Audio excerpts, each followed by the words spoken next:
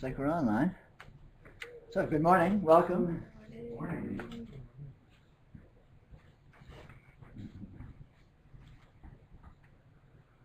Being broadcast live? Yes.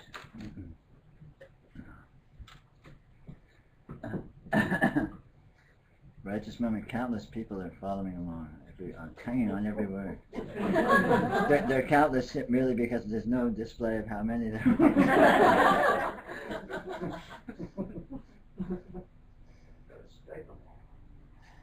So, it's nice to be here on this lovely day. What a gorgeous day it is. It's pretty up north, too.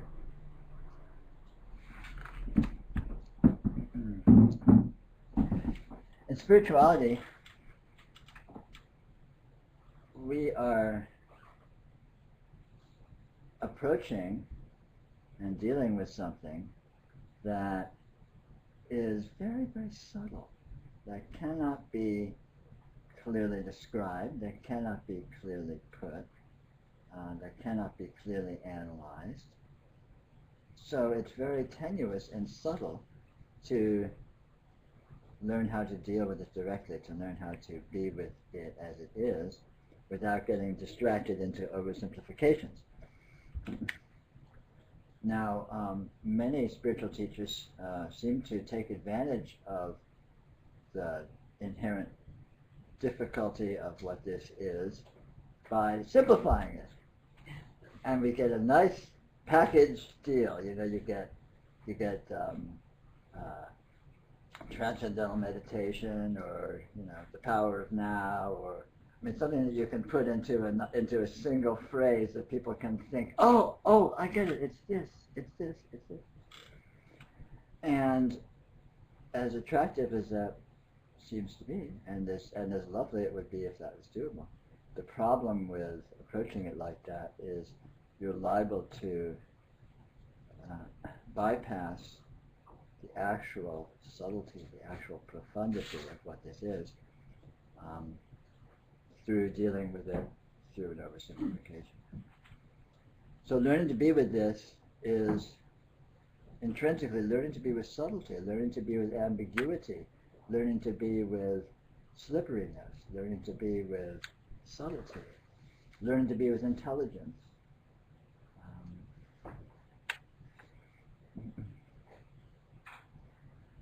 Which itself has a nice kind of a side effect of being with your experience, being with your life more interestingly, being with your life more from a more multi-leveled vantage point, rather than being simple and dull as our culture tries to program us and train us to be.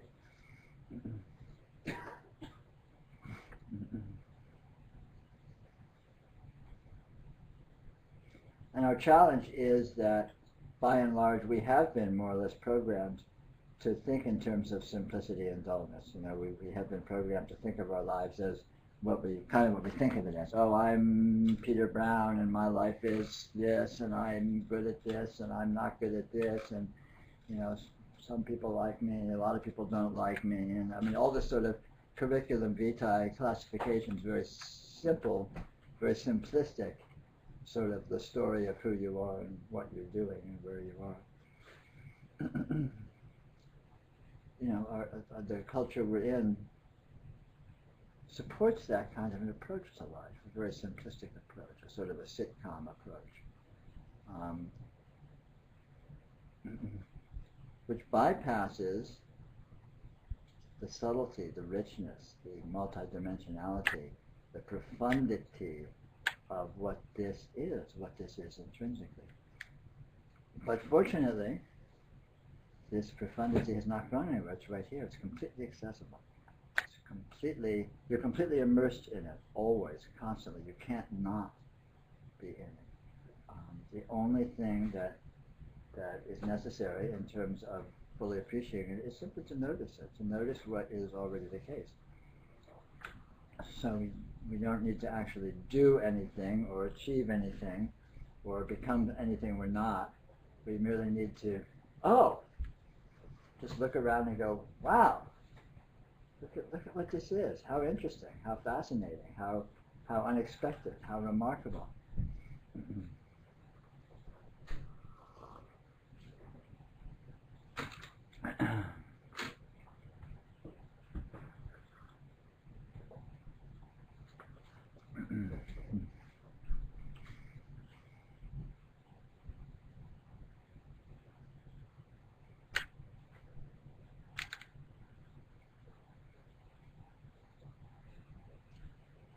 So let's try and simplify it. Wouldn't that be, let's try and come up with a formula. Let's say that the spiritual problem consists of being an expert on forests but missing trees.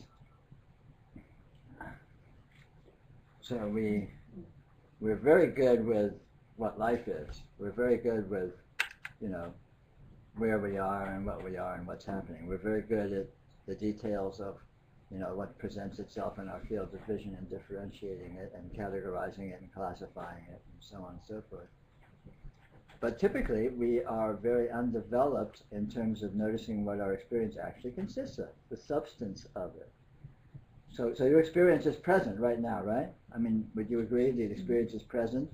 Now you'll notice that it's kind of slippery and tricky to define exactly what this presence is, but we can skip over that. It's undeniable that experience is present. So, what exactly is it that is present? How do you know experience is present? Something must be present, right? There has to be something showing up with presence for it to feel like presence. So what is it that's showing up? Now we're used to classifying this in terms of the patterning. Oh, a room and light and I'm seeing people and we're hearing sound and blah, blah, blah, blah. We're used to, we're very conditioned to approach it that way. But what is the substance that all that's made of? What is vision made of? What is hearing made of? What is sensation made of? Where does it truly exist? How does it work? How is it being what it is? Where is it being what it is? All of these kinds of issues of looking at the substance of what experience actually is. And we typically completely bypass that. We completely skim over that. Because we're really interested in the plot line. We want to know who did what and to who, and and who do you get to blame for it, or who do you get to pay for it, or who do you whatever, right? I mean, these sort of gross storylines, these gross plot lines of what life consists. Who owns what, who has what, who's gaining what, who's losing what, who's this, who's that. But what is all it made of? It's like with TV shows. You watch a TV show and say it's a stupid comedy or whatever, and you're saying, oh, there's so-and-so, and they're talking to so-and-so, and such is happening, and blah, blah. So the plot line is very self-evident. But how often do you look at those little dots of light? Those little flashes of light, which is all you're really seeing. There's no people talking to people in the TV sitcom. There's no action taking place. There's no event. It's little dots, little flashes of light, and sound and pieces of paper rattling like this, wiggling to make sound. That's the only thing that's actually present. But how often do you notice that? We're so good at going right to the plot line. Going to, okay, what's happening here? Who's doing what? What's going on? And we completely skim over what's actually present. All that's present when you're watching a TV show is little flashes of light. There's no people there. There's no plot. Or a movie. You go see Indiana Jones or something, and there's this big swashbuckle, and the Nazis are running around, and bombs are going off, and it's just this amazing, full of event-filled storyline. But what's really happening? You're sitting there, staring at a flat screen with light on it. That's all that's actually happening. So where did Indiana Jones and the Nazis come from? And how come we go to that so easily and completely ignore the completely self-evident, obvious fact that all we're doing is looking at a light show? Well, as you can probably guess, all of this analogy is leading up to the fact that your experience right here, right now is exactly like that. Exactly like that.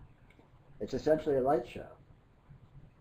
Pure and simple. It's essentially a light show. And when I say light, that is biased towards the field of vision, of course. It's a sound show and a sensation show and so on and so forth show. But all of these fields of experience consist of momentary flashes of energy appearing in your consciousness. So you see something, what's really happening is instantaneous momentary flashes of light appearing in your consciousness. You hear something, all that's really happening is momentary flashes of sound, of vibration, appearing mysteriously in your consciousness. You feel something, all that's happening is the mysterious presence of tingles in your consciousness. You think something, same thing, across the board. Now we can readily extrapolate that, these patterns of light are showing up, so that must mean I must be in a room and there's other people sitting around here and blah, blah, blah, blah. Go to the plot line again, which we can do effortlessly.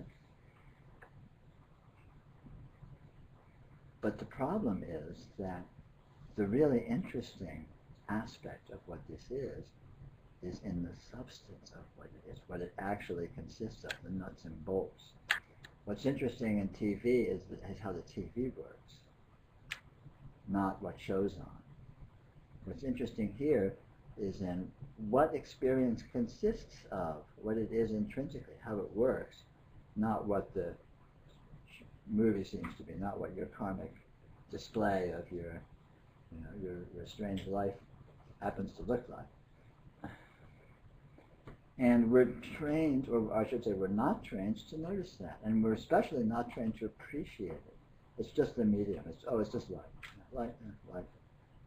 Light is valuable because it reflects all these interesting things out there that we can invest in and try to dominate or own or possess or impress or whatever, right? But in actuality, but we ignore the light. Light is just, it's just a medium. But it happens that in actuality, it's the other way around. And we don't get that. We don't know that. We haven't been prepared for that. We're not given that information. It's not something you'll hear people say. It's not something that you'll read on the headlines of the newspaper, or these days your homepage. It's just not out there. And yet it happens to be the fact. The most interesting, the most powerful, the most empowering, the most nourishing, the most liberating, the most joyful and fulfilling aspect of what your experience is your experience itself, your being itself. And so the essence of coming to appreciate this, the essence of coming to be with this, is to begin to play with that, begin to explore that possibility, to extricate yourself from our habitual conditioned involvement in the plot line. What's going on? Where's it happening? Where's the action? What's the event here? To what's really going on here? What's this experience showing up? What's it made of? How's it appearing? How's it being perceived? What's perceiving it? What's generating it? What's it made of? What's the substance of it? And I don't mean that as like analytical questions that you ask yourself expecting answers verbally or conceptually, so much as directing your attention at this actual presence substantially to explore it. What is this? What is experience? I mean, we know a lot about what we think is inexperience. We know a lot about the plot lines, but what is experience itself? What is it? And of course, it's the prime fact. I mean, the prime fact is your experience, right? And yet, how aware are people typically of their experience? They immediately skip over that and go to the plot line, go to the narrative, go to the, who done what to whom aspect of things, rather than what is this fundamentally that's appearing?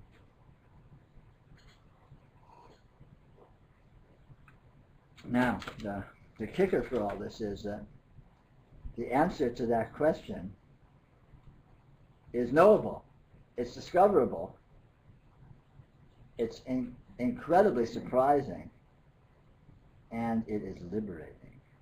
It's the fabled enlightenment that all of this spirituality seems to be oriented around.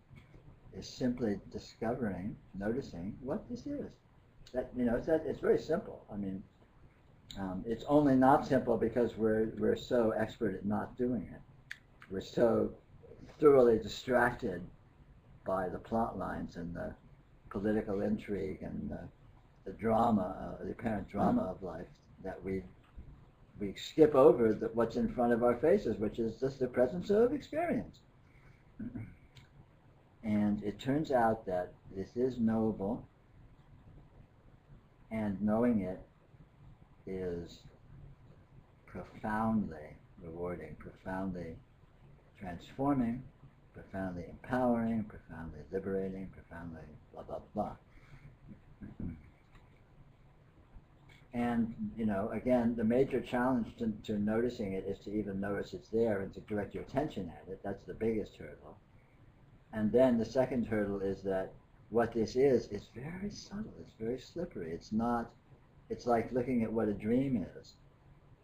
It's present, but, you can't pin it down. You can't define it. You can't grab it. You can't say, yeah, there it is, that's it completely, and draw a circle around it. It's subtle, it's slippery, it's nuanced, it's like a mirage. You come up to it and it vanishes. You step away from it and it's very clear and obvious.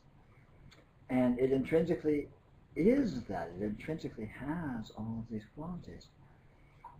So learning to be with it is learning to be with the qualities that it intrinsically has, the qualities that it presents itself as, and not expecting it to simplify itself, not expecting it to all of a sudden get coherent, all of a sudden get solid, all of a sudden, oh yeah, there it is, now I got it, it's sitting right there, it's shaped sort of like this, It's not like that, it's not like that. It's very slippery and subtle and nuanced. But still, it's knowable, because you are slippery and subtle and nuanced. You are inconceivably intelligent. You are inconceivably conscious. So you meet it where it lives. You already do. All you need to do is notice that fact. You don't need to ramp up to some kind of super consciousness or hyper intelligence. You already have. It's already what you are intrinsically. It's already in full force as the very mechanism of your experience, the very presence of your experience. So you don't need to do anything or accomplish anything or change anything. All you need to do is notice the state of affairs that is already the case. Notice the presence of this experience that is already always present as it is. What could be simpler?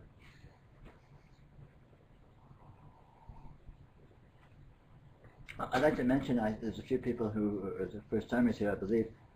We're very loose here. Feel free to come and go and get up and get tea or go to the bathroom or stretch your legs or whatever you'd like to do at any point. We'll be here for several hours and we'll take breaks from time to time, but be relaxed and casual and so on and so forth.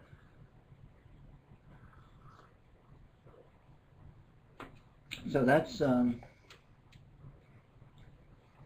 situation. And it has some profound pluses. It's a profound plus that it happens to be the way it is. It's exquisite. We're exquisitely fortunate that this is what it is, that this is intrinsically transcendent, that this is intrinsically hyper-intelligent, that this is intrinsically existing beyond space and time, that this is intrinsically not dependent upon circumstances, not dependent upon what it looks like. So wars can come and go, golden ages can come and go, dark ages like we live in can come and go, and it means nothing. Experience is just always just right here, crystal clear, right here, completely, always right here, right? Always. I mean, does your experience ever go away? You go to sleep at night and you drift off into this nice, and it's in perfectly clear experience right here. It happens right here. You start dreaming, it happens right here. You wake up, it happens right here. You go to work, it happens right here. You get in a fight with somebody, it happens right here. Always. This is not dependent upon what it looks like. And what it looks like comes and goes and happens with extreme variation within this. It can look like anything. It can look like absolutely anything. I mean, just the shift that we experience, at least every day once, of going to sleep and waking up. I mean, what a change. Wow, does the world look different when you're asleep? It's not there. It's amorphous. Whatever. You can't even qualify because it's a whole different frame of reference. But that's this. This can look like that. This can look like a dream. This can look like waking experience. This can look like anything whatsoever. But it's not dependent on what it looks like. It doesn't gain the tiniest bit when it looks wonderful or spectacular or realized or enlightened or successful or beautiful. And it doesn't lose the tiniest little bit when it looks ugly, when it smells bad, when it's a disaster, when it's falling apart, when it's a train wreck. All of those apparent sorts of patterns of apparition can occur within this experience, but this experience is always absolutely pristine, absolutely crystal clear. It's like a perfectly clear, absolutely perfectly clear, perfectly transparent window glass that you just see everything through. Whatever's present, waking, sleeping, dreams, whatever. It's always right here, always perfectly clear. And we're very fortunate that that is the case, and we're very fortunate that we can know that is the case, and we're especially fortunate that when we do know that is the case, we get to participate in that quality of experience. We get to know and appreciate and live what we are, which is entirely transcendental, pure and perfect being. Not in any abstract sense, just as a literal matter of fact condition. That just happens to be what this is.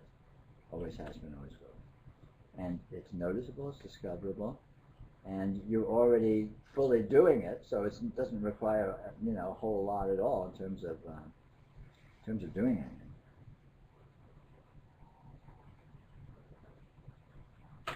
So that's my perspective. And it's your perspective if you notice that it is.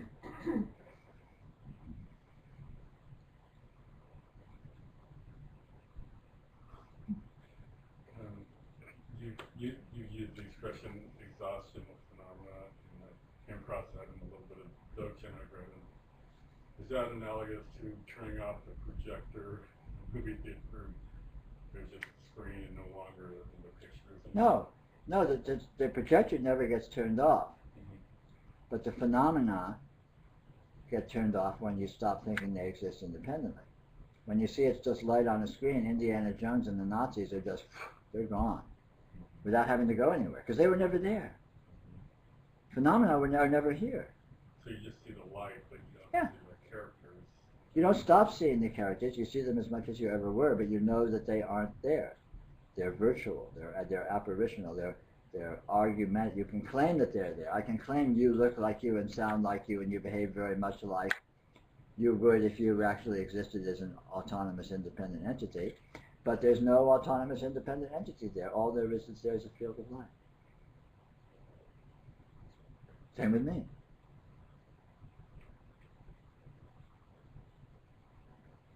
The data doesn't change. The information present doesn't change, but you see that it's just information. We infer entities. We infer, oh, this is a house, this is a room, these are people. We infer that there's time. We infer that there's space. We infer that there's interaction. We infer that there's situations that develop and lead to other situations, and so on and so forth. We infer all that exactly like we do when we're watching a movie. In a movie, there's no people interacting. There's no actual events happening. They're patterns of light on a flat screen. Pure and simple. And yet, we can so powerfully and so effortlessly do all of this inference and erect these elaborate scenarios that are so realistic we start getting jerked around by them and we have all our strings pulled and get all emotional and teary at the right moment and exultant at the right moment and all this, right? And there's no event there. You know, the only phenomena there is this pulsing, constantly changing, instantaneous radiance. Exactly the same condition exists here.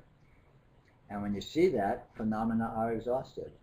Because there are no phenomena, there's just phenomena, which is this radiance, this astounding radiance which exists as it is. You know? And it's profoundly subtle, but it's complete. It's not esoteric or existing in some seventh heaven or something. I'm just talking about what's right here, right now. The actual presence of your experience right here, right now, concretely, explicitly. It's just a light show. It's just a sound and light show. Just like it as if you're watching a movie, in the same sense that, to whatever extent there seems to be things and people and situations and all that, you're supplying that, you're free associating that based on the patternings you see, because there is patterning. Light is intensely patterned fractally on every level of detail. But it's just light. It's patterned light. There's no things there. Just like the movie is just patterned light. The only phenomena, so to speak, is the light itself.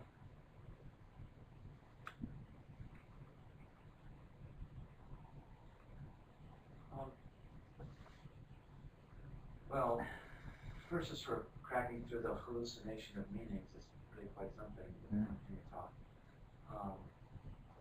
But also, I find that with light, sound, and sensation, and everything, the nuts and bolts, that the other way I'm conditioned is to see those as a continuous sort of, like a continuous sort of a flatliner thing, as opposed to being, you're saying, momentary flashes. Mm-hmm. And that's where the dynamism is, like momentary flashes. Yeah. And that's the subtle part. Is, I mean, I can see light, but to realize that it is, doing that, or sound is doing that, then that's what causes the lightness. So it's actually kind of a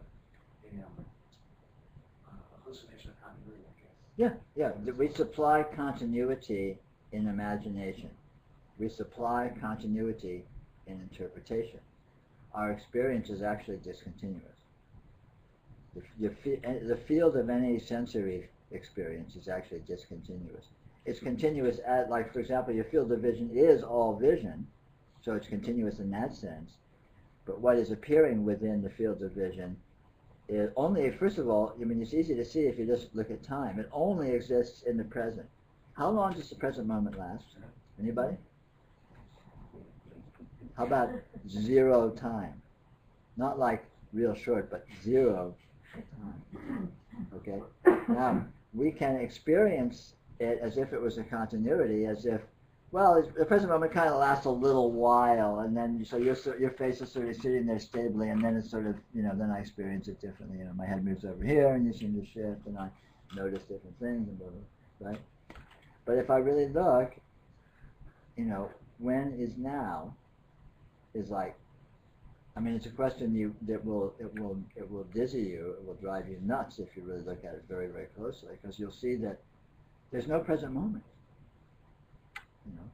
And in the face of that, this whole mechanism of supplying continuity is really clearly revealed, because you can see, well, the present moment is virtually instantaneous.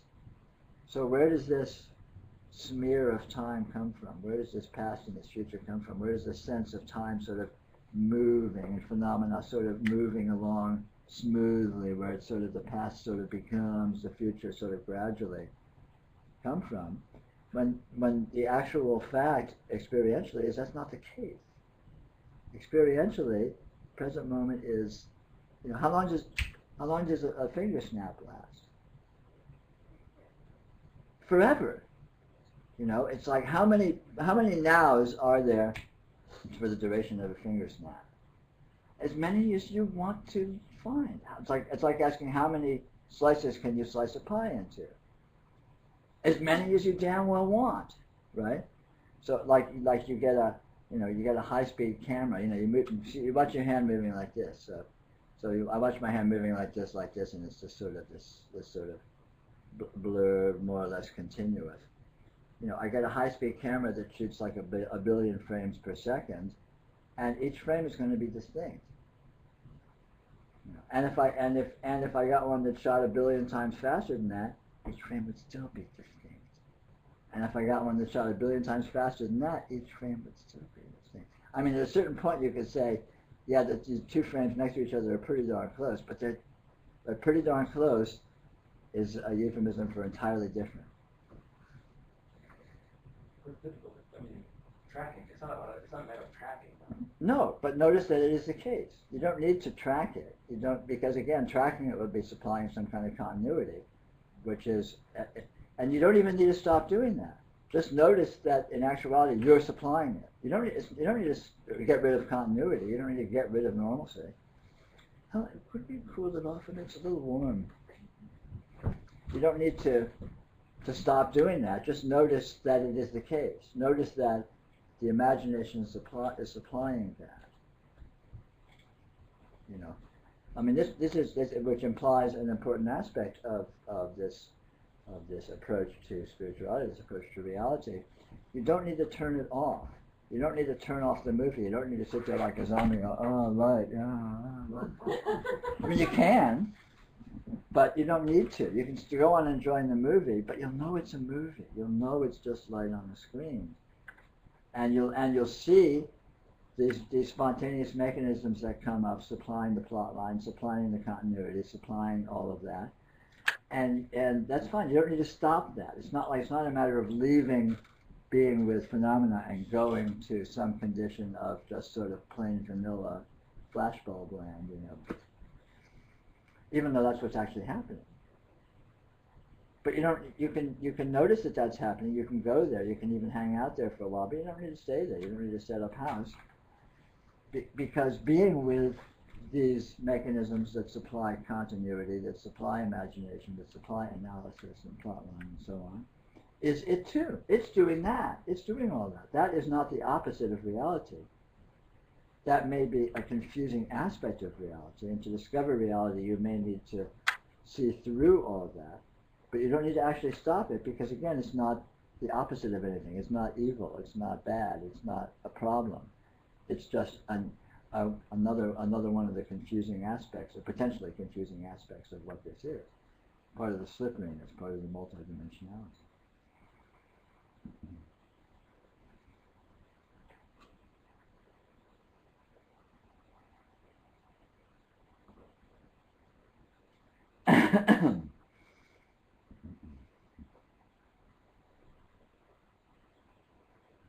When you talk about this and you say this, the way that I experience it is when I see it clearly, it's like it sort of like falls into the background. Like there's this thing that takes over. I mean, it's not the right thing that takes over, but it just sort of exists. But everything else sort of falls into the background. Mm-hmm. But everything else is this too. This is inclusive. This isn't by contrast to that. Right. This eats everything. This is whole show, whole dream, whole experience. The whole bubble of your being, your whole universe is this that is present. But it seems like the situation, whatever I thought the situation right. was, falls into the background. So this, this is here, but whatever I was like focusing on, or whatever the situation, it's just it's like it's there, but it's not, it's in the background. I don't know if it's our interpretations and our projections on what our experience consists of recede in importance when we notice that they aren't actually intrinsic in what this is, when we notice they're just an aspect that we are supplying. They're like a mode of analysis, they're a hypothesis. And when we see that, they, instead of being undeniably true, there is something that's undeniably true, this presence, the presence of experience. But at that point, when you see that that is true, then you see that all the interpretations are provisional, or secondary, or less important, or more ghostly. They aren't actually objectively true. Like in a dream. I don't know if you've ever had a lucid dream, but in a dream you can be dreaming, and normally when you're just in a dream, you're talking to people and you're walking around and you're doing things, and it's just like this. It's just absolutely real. You're in it. You don't doubt that it's objectively true. And when you go to lucidity, all of a sudden you get, wow, this is a dream. None of this stuff is really here. None of this stuff is objectively true. And when you're lucid in a dream, you know that with as a certainty. It's just because you see it. You see the fact of it. But that doesn't mean that it goes away. You still may see the apparent people you think you've been interacting with. You still may see the situation and environment you seem to have been in. But it no longer feels like something that's objectively true. What's objectively true is the fact of the dreaming, the presence of dream. And then what it looks like is the interpretation sort of is secondary. But again, it doesn't need to stop, you know. I mean, this is another fallacy in sort of extreme spiritualities. You know, if I'm experiencing anything, then I'm not realized. You know, if it's not like just absolute plain vanilla grayscale or whatever. I mean, I don't know what, right? But that's not the case. It's not the case. Nothing needs to go away. Nothing needs to be other than it is. It's just a matter of noticing what it actually is, which is this astounding, unanalyzable presence in all of its, you know, inconceivable range of qualities it seems to present. But there's nothing present but the presentation. And then all of these interpretations and so on that our intelligence effortlessly generates are just that. They're just interpretations. They're like hypotheses. It's like, what if this was a real room, and what if you all were actual independent people, and what if you were actually sitting here, and what if we were having a conversation, and all that. You know, experience doesn't start off with that. Experience is just light and shapes, right? And then the intelligence looks at the light and shapes and comes up with these hypotheses. Comes up with, oh, maybe this is a room. You know, maybe these are people. Maybe they're actually there. Maybe we can communicate. Maybe when they say sounds and I say sounds, we're actually interacting. All of the layer of interpretation comes up, and it comes up powerfully and effortlessly. I mean, you walk into a situation you've never seen before, and practically instantly, bang, your intelligence just snaps to attention, and all of a sudden you can name anything you're looking at. You can hypothesize about what the people that are around are like and sort of their vibes, and you know, you just the depth of interpretation that the intelligence effortlessly comes up with, you know, practically instantly, is inconceivably impressive. I mean, it's really showing off. Just in normal moment-to-moment experience.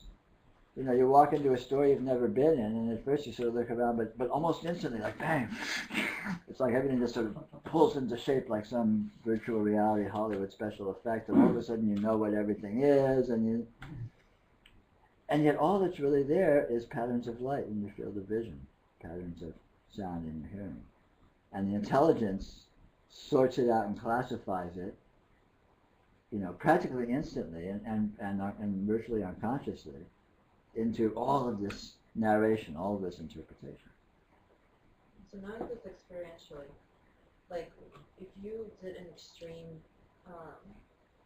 activity like skydiving or something like that, I'm not sure if you're into that or whatever, but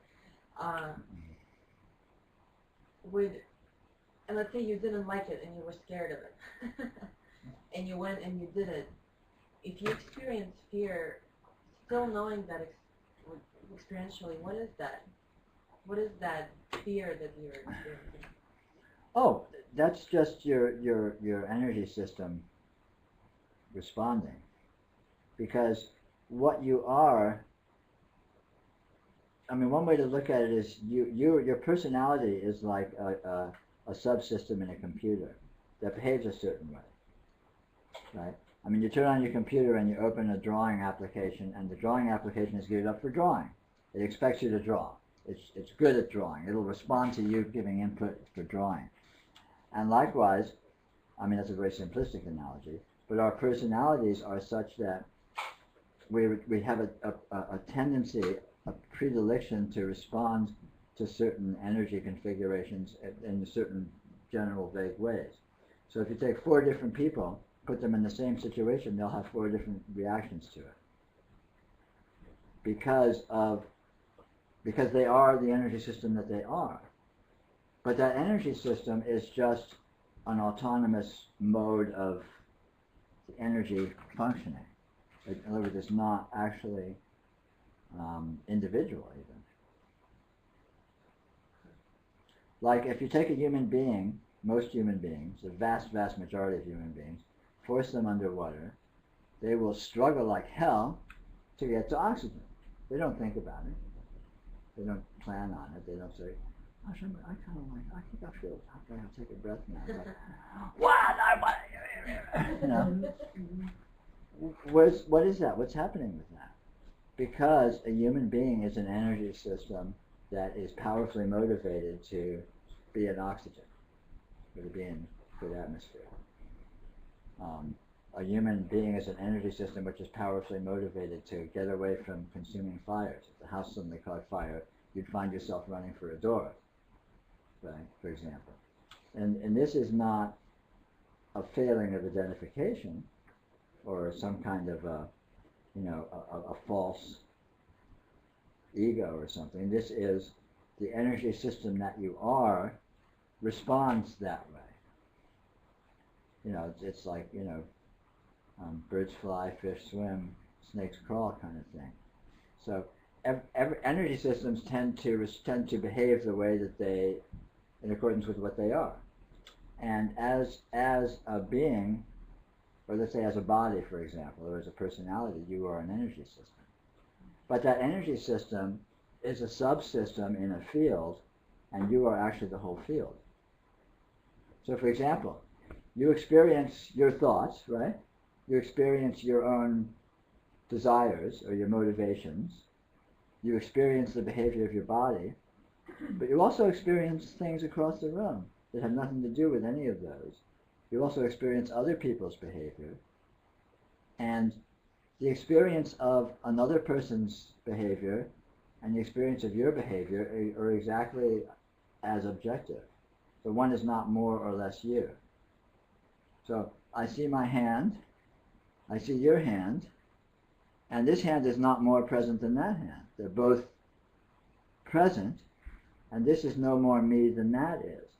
On the other hand, this is a functional aspect of this energy system, which that energy aspect of the energy system is more remotely removed from, you might say. So when you notice more, like I notice in my experience when I include more into my experience all the stuff that I'm focusing on becomes very small. But there are things like fear, like I'll give you an example, like, I was flying and then we hit, turbulence and we dropped, that I experienced an enormous amount of, fear, and I was like, how is this? Even noticing more of my experience now, I still experience this, thing, this this gripping, contracting thing. I was like, oh, why? Yeah, but you respond the way you do to a given situation at a given time because of the energy system you happen to be at that moment, and which is again constantly changing. So, for example, that kind of a fear is multifold. On the one hand, there's a sort of a biological instinct for stability, to not fall. It's like you drop an infant and it spasms out or something. There's an instinct. Your body does that automatically. And then there's other more subtle identifications of fear of death. You might think, the plane's falling, I might die, and then that might give more fear. So there can be many layers or many aspects to any given response. But because of the way your energy system is at that time, you have the reaction that you do. And maybe in a year you'll have a different reaction. Maybe you'll have a less of a reaction. Maybe you'll have more of a reaction. Depending upon how your energy system evolves and progresses. And noticing can be an aspect of the change of how your energy system evolves. It's possible to see what you actually are so profoundly that your fear of death will essentially go. But that doesn't mean that your automatic reaction to falling might go, or your automatic reaction to wanting to get out of a burning building or wanting to get to atmosphere would go. But your relationship to it will feel different. And it doesn't matter how it is. All that matters is seeing. Being fearless doesn't matter. But seeing that fear is impersonal. Fear is just an energy system responding to itself. You know, when you're in the falling airplane, you are an energy system, your personality is an energy system, the airplane is an aspect of that energy system, the falling is an aspect of that energy system, and the response is an aspect of that energy system.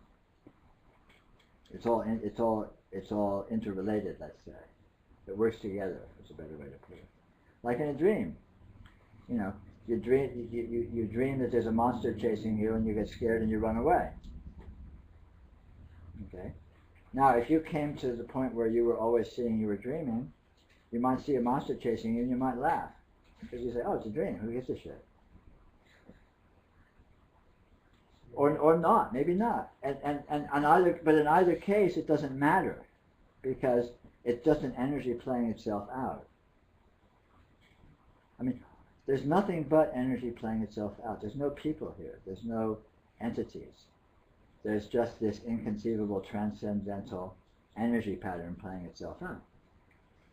And when we're immature and neurotic and not very spiritually realized, that looks like a neurotic person being invested in their life and having a plot line and suffering a lot and all that.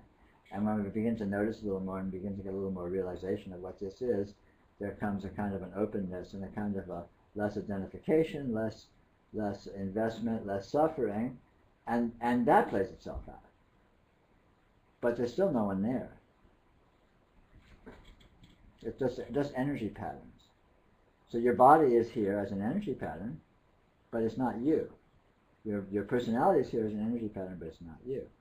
You know, LA Basin is here as an energy pattern, but it's not you. You are the whole thing that it's appearing in. You are what it is. You are what it's made of. You are the light that all of that's made of. Or it's just call it radiance, because light means it only really refers to vision, and I mean that in a more across the board term. Let's call it all energy appearing in consciousness, which all experience is. You are that. You are that fundamental shining in infinite consciousness. And the fact that it happens to show up in various patterns means absolutely nothing. It just happens to look that way. Including things that you might be used to calling personal, including things you might be used to calling impersonal. They aren't either. It's just this patterning. Just patterning. You know, I mean, it's hard to approach this because it's very subtle. It's very multidimensional. It's very slippery. Like we were talking about at the beginning, it's not simple. You know, it's very nuanced. It's not like you get it, it all pulls together into one simple thing and you go, oh, I get it, it's like that. It's not like that. It's just very subtle what this is. Peter, when you're talking about her circumstance with the fear, like she's going to change your relationship to the fear. Like say you're flying. I'm having a similar experience. You're having it flying, but I'm having it with painting. Sure. Last time I was here, we were talking about, you said go into the painting. You said get lost in the form and the relationship between the color. Notice the experience you're having with that. Okay, I started that process, but now it's expanded to almost everything. So when I'm in a room, the formalism of a room is not as important as the interesting nuances of shape and color that are in the room. So the actual identification with the stuff that's Right. there has now become shape and form, and that becomes kind of maddening after a while because I'm starting to lose identification to the stuff that's around, and then I start to freak out, right? And so I Why? I get that you're starting to lose identification. I don't get that. Why are you freaking out? That's the question. It seems to me that there's a relationship, a narrative playing out that as I get closer or more interested in just getting lost in the form, that fear comes up, and I have experiences based on Right. fear. It would seem to me that there's a narrative playing out, that there's, or maybe I'm creating some kind of interpretation Well, based maybe. on all these things happening. So the question I have is, like, for in her circumstance, if you want to change your relationship to that experience, whatever that is, for me would be the fear of, oh my God, I'm losing form everywhere, and it's just patterns and color. What the hell's happening? Okay. Yeah. And now all of a sudden I'm in this fear experience. What do I do with that? Well, in practical terms, what I would suggest, be with the fear the same way you are with the form and color. You've moved beyond the object to form and color, but now the Right. fear is suddenly an object that you're crediting as being actually there. What the fact that you're experiencing fear means that something is present. Right. What is present has some form. It has some qualitative quality, right? Right. What is that? And if you really looked at it, it stops being fear. I mean, it doesn't necessarily Okay. go away, but it morphs into something else. Right. Let's say. So you're saying it's the judgment I have, my interpretation, my habitual conditioning, but that's fear Yeah. that creates that response. No, it's more subtle than that. But this is one way to deal with it. Okay. And generally speaking, when you have a fear response, or for that matter, any emotional response, it's in relation to some usually subtle and usually unconscious definition. In other words, if you're having a fear when you're with your experience in this mode, that's probably a fear of losing something that you have some belief you will be a serious loss to you, or Right. somehow threatening to you. Right. Some identification Yeah. to that being gone. Which is based on a concept. It's based on an idea. It's based on a belief, which is always going to be an oversimplification. Right. Because the actual state of affairs cannot be a concept. Actuality cannot be believed in because it's too multidimensional. You can't isolate it or get a handle on what it is well enough to think anything about it. So as soon as you think anything about anything, you're oversimplifying, pure and simple. But see, the point is, you don't even need to stop doing that. It's not like you need to deconstruct all of this. You could just use the same technique on the fear, and all of a sudden you've stepped out of that loop without needing to shut it off. Right. Or And having stepped out of it, it will have a tendency to devalue itself, because these kinds of loops get fed by your investment in them. In other words, when you have fear, you feed fear, and you feed your tendency to be fearful because you're giving it importance. You're being with it as real. Whereas when you're with it as a present, call it a present texture, a present energy, whatever, however that works for you, all of a sudden you're not believing that loop, you're not believing that storyline, and without even needing to shut it down, by the fact that you've stepped out of it, or let's say downplayed it to some degree, whatever, you're not feeding it, and because you're not feeding it, it will tend to diminish. Without needing to even address it. You sort of bypass the problem and solve it by stop ordering it. So giving it the same kind of attention, and then it becomes something different. Yeah. Not necessarily goes away, and I can still have the Yeah. experience, but it's just Yeah. a different relationship to it. Yeah, nothing needs to go away. I mean, this is blanket statement. There is nothing that needs to be removed. There's nothing that needs to not happen. It's not like any mode of energy presentation is like undesirable. It's not the case. The only thing that's undesirable is not seeing what it actually is. And when you see what it actually is, it stops being a problem. That's simple.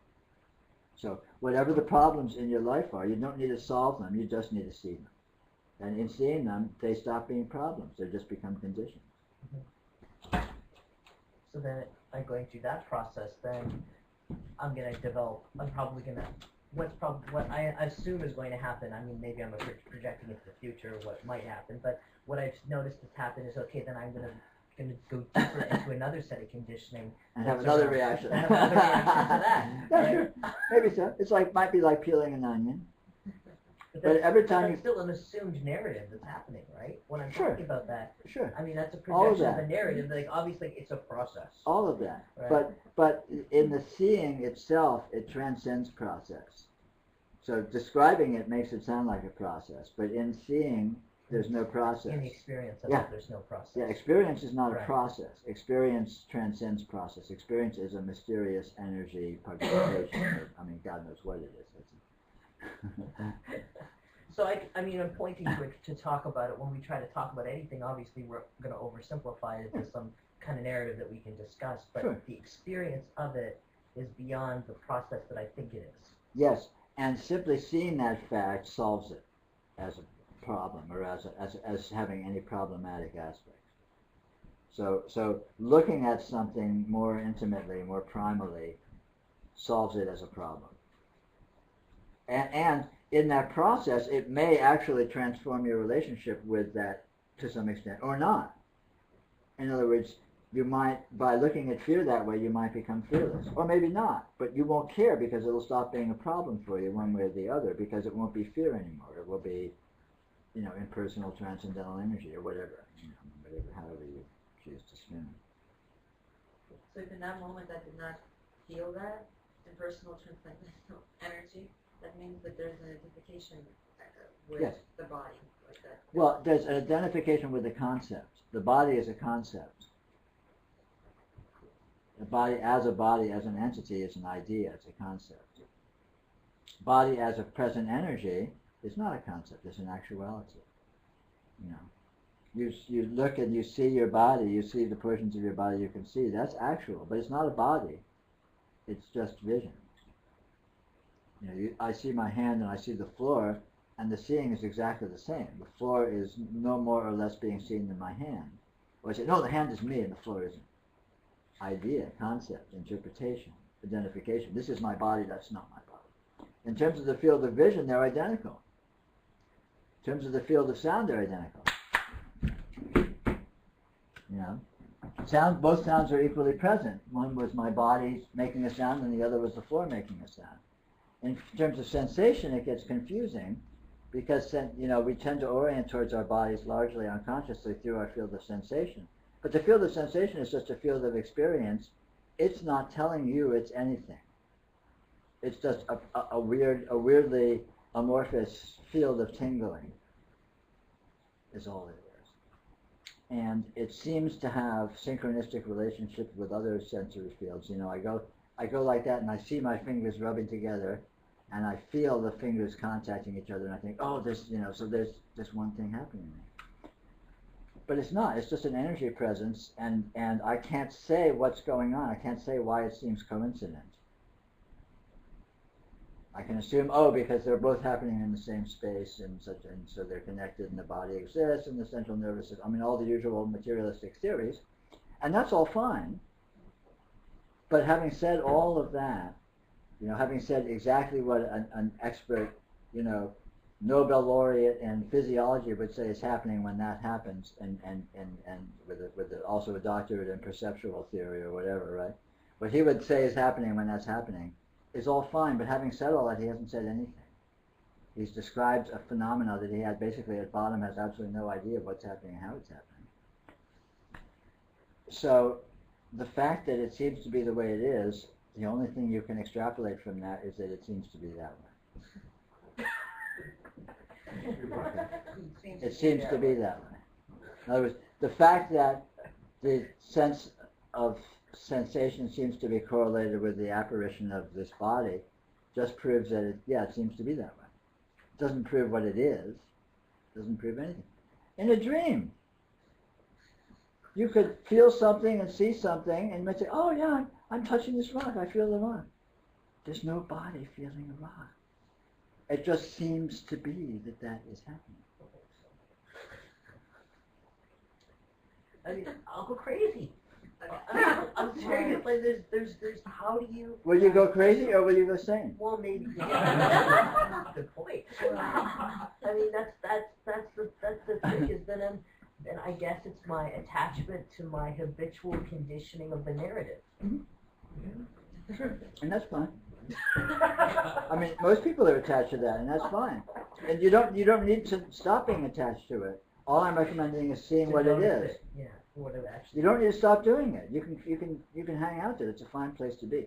There's no preferred way to look at reality. There's no preferred way to be with your experience. If you want to be with it in terms of heavy identification and designation and plotline, that's fine. There's nothing lost or gained by doing that. If you want to be with it as an absolutely transcendental, insubstantial, transdimensional radiance beyond hyperspace, you can do that. That's fine. And you don't gain anything from the one and you don't lose anything from the other. Because they're just the same thing. Because what this actually is can be seen from infinitely many angles viably, and you cannot demonstrate that there's any superiority or even any difference in these different ways of seeing it. It's like you can look at your experience and what does experience look like? Well, experience looks like deep sleep. Sure, sometimes it does. Experience looks like waking state. Sure, sometimes it does. Experience looks like dreaming. Sure, sometimes it does. Experience looks like, well, whatever, deep meditation or intoxication. Sure, sometimes it does. What is it? I don't know. Any of those. Sleep is as true. Sleep is no more or less true than being awake. It's no more or less desirable. So is being in identification more or less real than being in some, totally disidentified field of radiance? They're one and the same. There's no advantage to the one and there's no detriment to the other, provided you don't feel trapped by it. Right. And the way feeling trapped by it, feeling limited by it, having suffering as a result of it, is always generated by misunderstanding. Seeing what it is seeing what it is accurately, clearly, removes misunderstanding and removes suffering. But having done so, then where you hang out doesn't matter at all. You want to be in identification, hey, do it. You want to be Donald Trump, go for it. You want to be whatever, rock star. You want to be a monk in the Tibet, in the Himalayas. It's like, who gives a shit? It's all good. But I guess it gets to the point of not being, well, and you're saying that doesn't even matter either, but being to the point where you're not attached to whatever story. No, when you see what this is, you see that there is nothing to be attached to. The possibility of attachment ceases to be an option. It's an option. It's no longer an option because you see there is nothing to attach to. But having seen that, you can then go about with your identifications and attachments all you want, because attachment isn't really attachment, since there's nothing to attach to. Identification, it's like I'm going to go to a movie, but I can't enjoy it because I know it's a movie. Why? So you know it's a movie. Who gives a shit? You can still go and suspend disbelief and get jerked around and have your emotions pulled on and give Hollywood its due and all that stuff. So what? That's just a choice. That's the choice you're making in that moment. It's just a different way of being with the phenomena, and there's no preferred way. But seeing that there's no preferred way makes you Teflon, is what liberation consists of. Okay. It's not about needing to be in detachment or needing to be in non-identification. Association or whatever. Yeah. Exploring those kinds of realms can be useful when you're exploring what this is. But having done so, you don't need to set up housekeeping. You can move within your experience and be with it any old which way that your natural inclination takes you, and it's all good. There's no downside.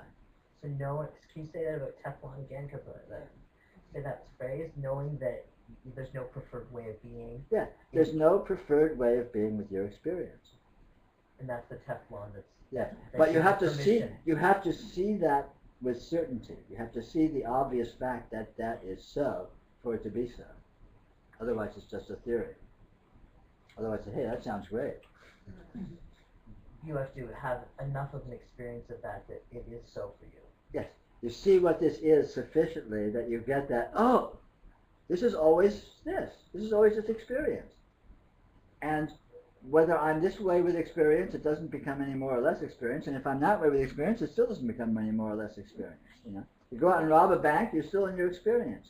You go out and you feed the poor, you're still in your experience. You go out and run for president, you're in your experience. It's like a dream. When you get that you're dreaming, it doesn't matter what you're dreaming at that point.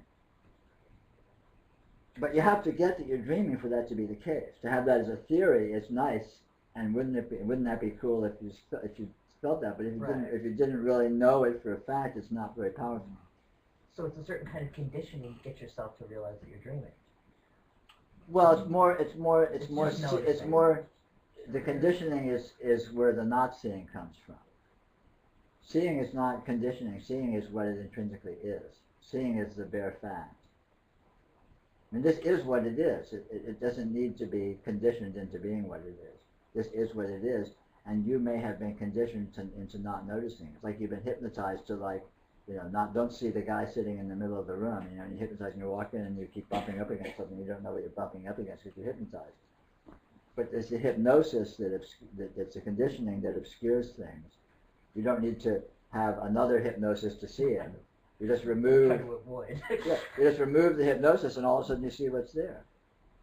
We've been brainwashed to think this is a certain thing, erroneously,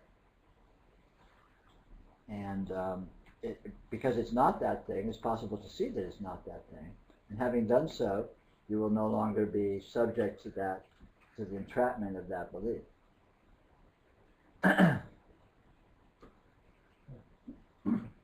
So when you say so inclined, it doesn't sound like there is any choice, though. Well, there may or may not be. I mean, choice. There's as much choice as there ever was, but what's choice? It appears to be choice. Yeah, sure, there appears to be choice. It seems so. But you can't get to the bottom of what that is or isn't, Right. any more than you get to the bottom of what anything is or isn't, because it's ultimately elusive. It's ultimately too subtle, too transcendental, too strange. All conditions are mirage-like, in the sense that they present themselves more or less clearly, or more or less obviously, but then when you begin to look into them, when you begin to try to investigate them and be moving closer, they morph. They disappear. So the original thing you're looking at is like, where did it go? It's become something else. And you look closer, and that's gone. And you look closer, and that's gone. Forever. There's no bottom layer. So you can't tell what anything is, because it changes when you look at it. Anything. I mean, students of inquiry or meditation know this very obviously. I mean, try and meditate. It's like, you're off and running. It's like, woo!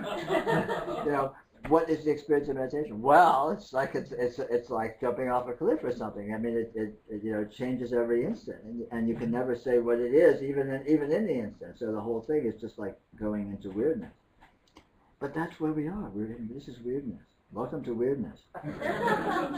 Experience is strange and slippery and undefinable and obvious, in your face, and completely elusive and completely undefinable. And that just happens to be the case. That's just reality. And noticing that is the case, as it is, you are in sync with what it is, and you're no longer subject to disappointment. And all suffering is ultimately disappointment or misapprehension. I'm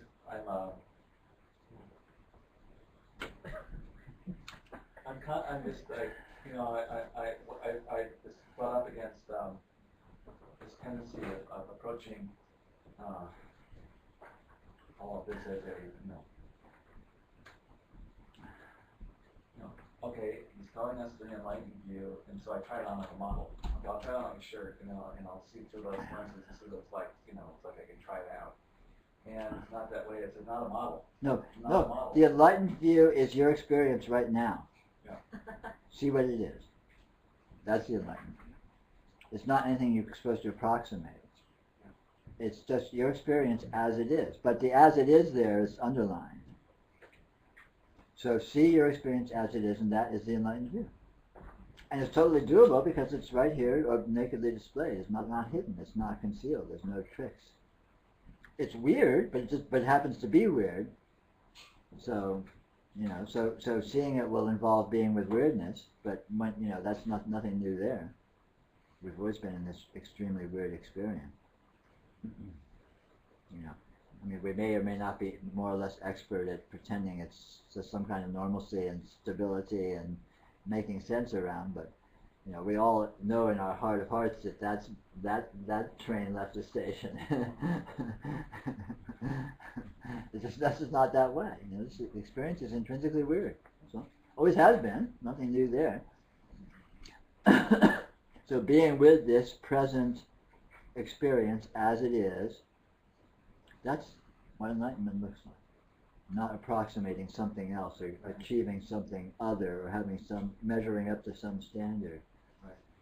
I was reading the Joe McKenna book, and he's saying, you were talking about attachment. And he was saying that no, attachment you don't work for. It's not some template that it's a byproduct. You see things as they are in the Attachment tends to fall away. You know, emotional reactivity tends to fall away. All these kinds of things that we usually interpret as problems or the challenges of our life tend to fall away when we see what this is. But they don't have to fall away. And sort of making them fall away isn't going to help you see what this is. It's the cart following the horse, not the other way around. So see what this is, and it will have a trickle-down repercussion that will straighten you out as much as you're straightenable.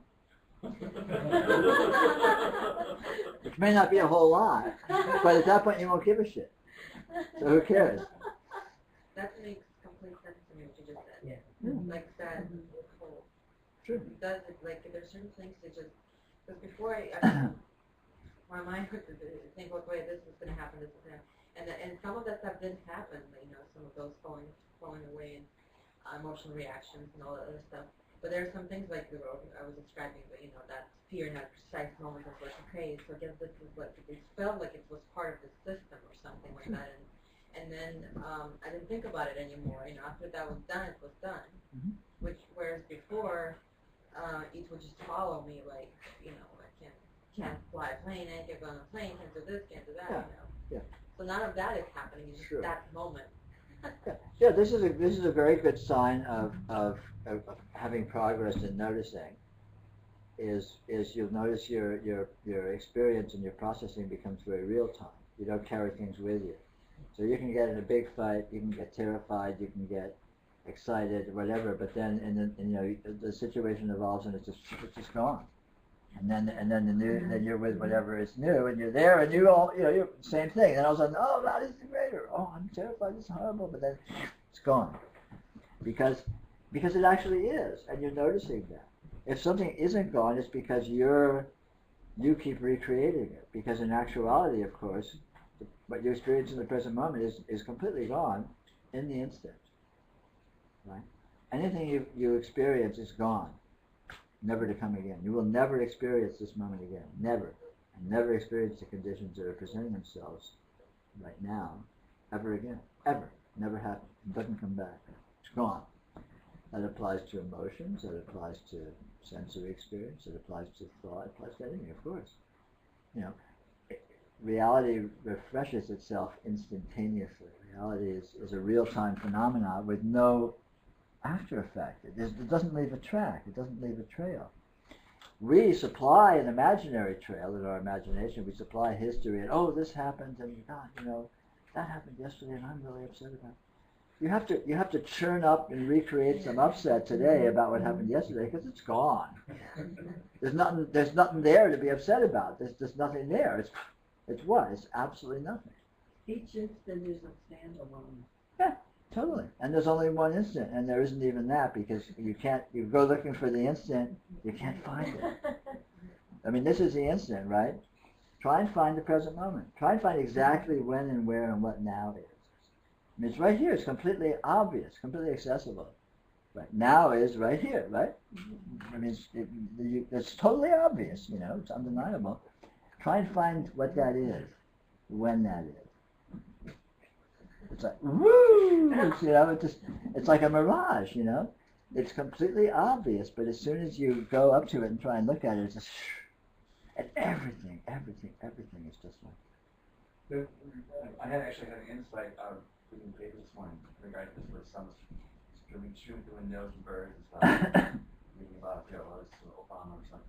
But all of a sudden hit me, the whole reincarnation thing. I would think about that. You know, all religions based on reincarnation. Well, life, repeating itself and death. And no, it's just moment to moment, you know, and and liberation from reincarnation is just right now. I mean, Right. you know, the continuity, you see your dad, and that's it. That's all it is. Incarnation and reincarnation and liberation happen right now, always. I've heard this expression, I don't know if I'm pronouncing it right, Prarabdha karma. I think Ramana Maharshi says it's like you pull the electricity of a fan, you know, pull the wire out of the wall, and the fan keeps turning even though it's not being fed electricity anymore. And so I'm just wanting to kind of relate that to what you're talking about. I mean, for a normal person, I mean, they keep feeding electricity to the circumstances, but for a person who is not getting that, I mean, life goes on, you know, but it's that, could we say that Prarabdha karma, you know, that's, you know, manifesting. Yeah, certainly. But it's not, you But know. certainly you can say that and all that, and the analogy is meaningful and all that, but when you go look for what it actually is, it transcends that. What it actually is not that simple. It's infinitely subtle and ultimately unfindable or undefinable. I mean, karma is like that. Karma is this intense degree of patterning that seems to be happening, right? I mean, your life looks exactly the way it looks, and everyone else's life looks exactly the way it looks. And why is that? This is karma, right? Karma is, well, this patterning seems to look kind of like the way it does. But then you go and, okay, but then you go, so what's going on there? What is this patterning? And what does it look like? You know? And you can't even find what one moment really looks like, let alone a whole, you know, an unending string of moments. Like, you can't. What exactly is happening in this moment? You know, how can you possibly assimilate that? How can you capture that? How can you put any wholeness to that? It's just a flash of astounding multidimensionality that has no particular coherence. You know, and so. Yeah, through this karma, it's self-evident there's karma. There's this intense patterning, there's this intense things seeming to be the way they are and not other, and blah, blah, blah, fine. But having said all that, go and look and see what that actually is, and all of a sudden it gets strange, it gets elusive, it gets transcendental, it gets multidimensional. And, you know, your simple assertion that, yeah, of course there's karma becomes just weird noise. I mean, that sentence sounds like birds singing in a tree, or the wind rustling the leaves, or something. So Peter, I can understand some of this. It's like, once again, it's sort of nebular, and you can almost grasp it, and then it goes on. Now I can understand what you're explaining, that the moment is never going to be repeated. This moment is now, and what is in a moment? And I don't know if anyone's read the book Slaughterhouse-Five or familiar with the story. And Pete Vonnegut actually says this one part that the character says, that life is a series of moments conveniently strung together, and somehow it makes saying like a string of pearls, and that you choose to enjoy the good ones or whatever. So understanding that, like just now, that moment is gone. But now where does our cognitive part come in? That just this is a series of a light show, and we're all just acting, you know, aside from our autonomic physiological being, you know, that right now I'm having a little bit of, you know, speakers nervousness. But that's just, you know, my body reacting. Sure. But now where does the cognitive, like when I chose to speak up? But where does anything come in? You can't resolve it. I mean, where does cognition come in? Where does volition come in? Why did you think that and say that, and the person next to you didn't? It's like, you can't answer those questions, can you? It's mysterious. So how do you explain under influence? Well, it can't be explained. How do you explain anything? How do you explain consciousness? How do you explain being? How do you explain time? How do you explain light? How do you explain... That's the point. It cannot be explained. Not because we're stupid, but because what it is intrinsically ungraspable. What it is intrinsically transcendental, intrinsically multidimensional. And there's nothing whatsoever that is not like that. That is not intrinsically transcendental. In other words, you can't find anything that you can get a hold of. Anything in capital letters and underlined in big block letters. You can't find anything whatsoever that you can pin down, that you can get a hold of, that you can define, that you can know for sure what it is with certainty, with precision, with absolute inclusion. Can't be done. Anything whatsoever. So yeah, what is cognition? What is intelligence? What is consciousness? What is physiology? What is, emotionality? Well, yeah, good questions. And the answer is, right here. All of those are this right here, are what you are, but they are arguments of something that is more and other than that. They're designations of something that is more and other than that. Because you are intrinsically transcendental. You're more and other than that. And all of these qualities that we throw out onto our experience, any quality whatsoever, or any entity basically anything you can say, any word you can say that supposedly refers to something, is just referring to something that is vastly more than what the word implies. Always. So you can't answer any question accurately. You can't pin anything down accurately. You can't find what anything is. You can't define anything with precision, with accuracy. Again, not because we're not clever, not because our words aren't any good, but because what this is, it's like trying to define a dream. How do you define a dream? A dream is intrinsically undefinable. It's because it's not really anything. And this is like that.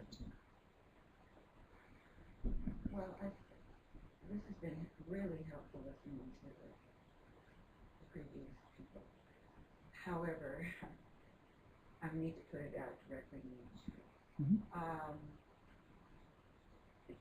When I first came about 4 months ago, the crumbling was happening, and now it's escalated beyond belief. And it just feels like anything in touch crumbles constantly. And the challenge is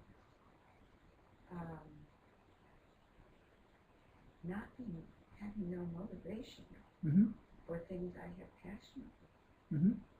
So as I'm listening, I'm watching my emotions and I'm watching the narrative. But I guess I sort of want Daddy to tell me, it'll get better. You'll be able to stick with something again. I mean, and but it's really, what's very disorienting. Okay, it is disorienting, but this has no orientation. I mean, what's the orientation of the present moment? What's it oriented to? I don't know. Well, it's not. It's not. So disorientation is not a problem, it's just the actual condition. Expecting that there should be orientation, all of a sudden that seems to be a big problem. Oh my God, my life is supposed to be this, I'm supposed to be doing that, I'm supposed to be such and such. Says who? Well, so I just need to complain. That's fine, but if you need to complain, then you're thinking there's something to complain about, which means you think things should be other than they are. And what should be other than it is? So what should be other than it is I should care about people. Suddenly I don't care about anybody. Well, this is a big thing for yeah. I don't actually get what's going on with it. I mean, well, I sort of do, but anyway. I think that's not laughter at you, but knowing laughter. Oh, yeah. Oh, okay. Laughter of agreement. Oh, thank you. Okay, so you feel that way? Yeah. I don't care. I don't care so much. I don't care about anymore. I don't give a shit about anything. No, but just you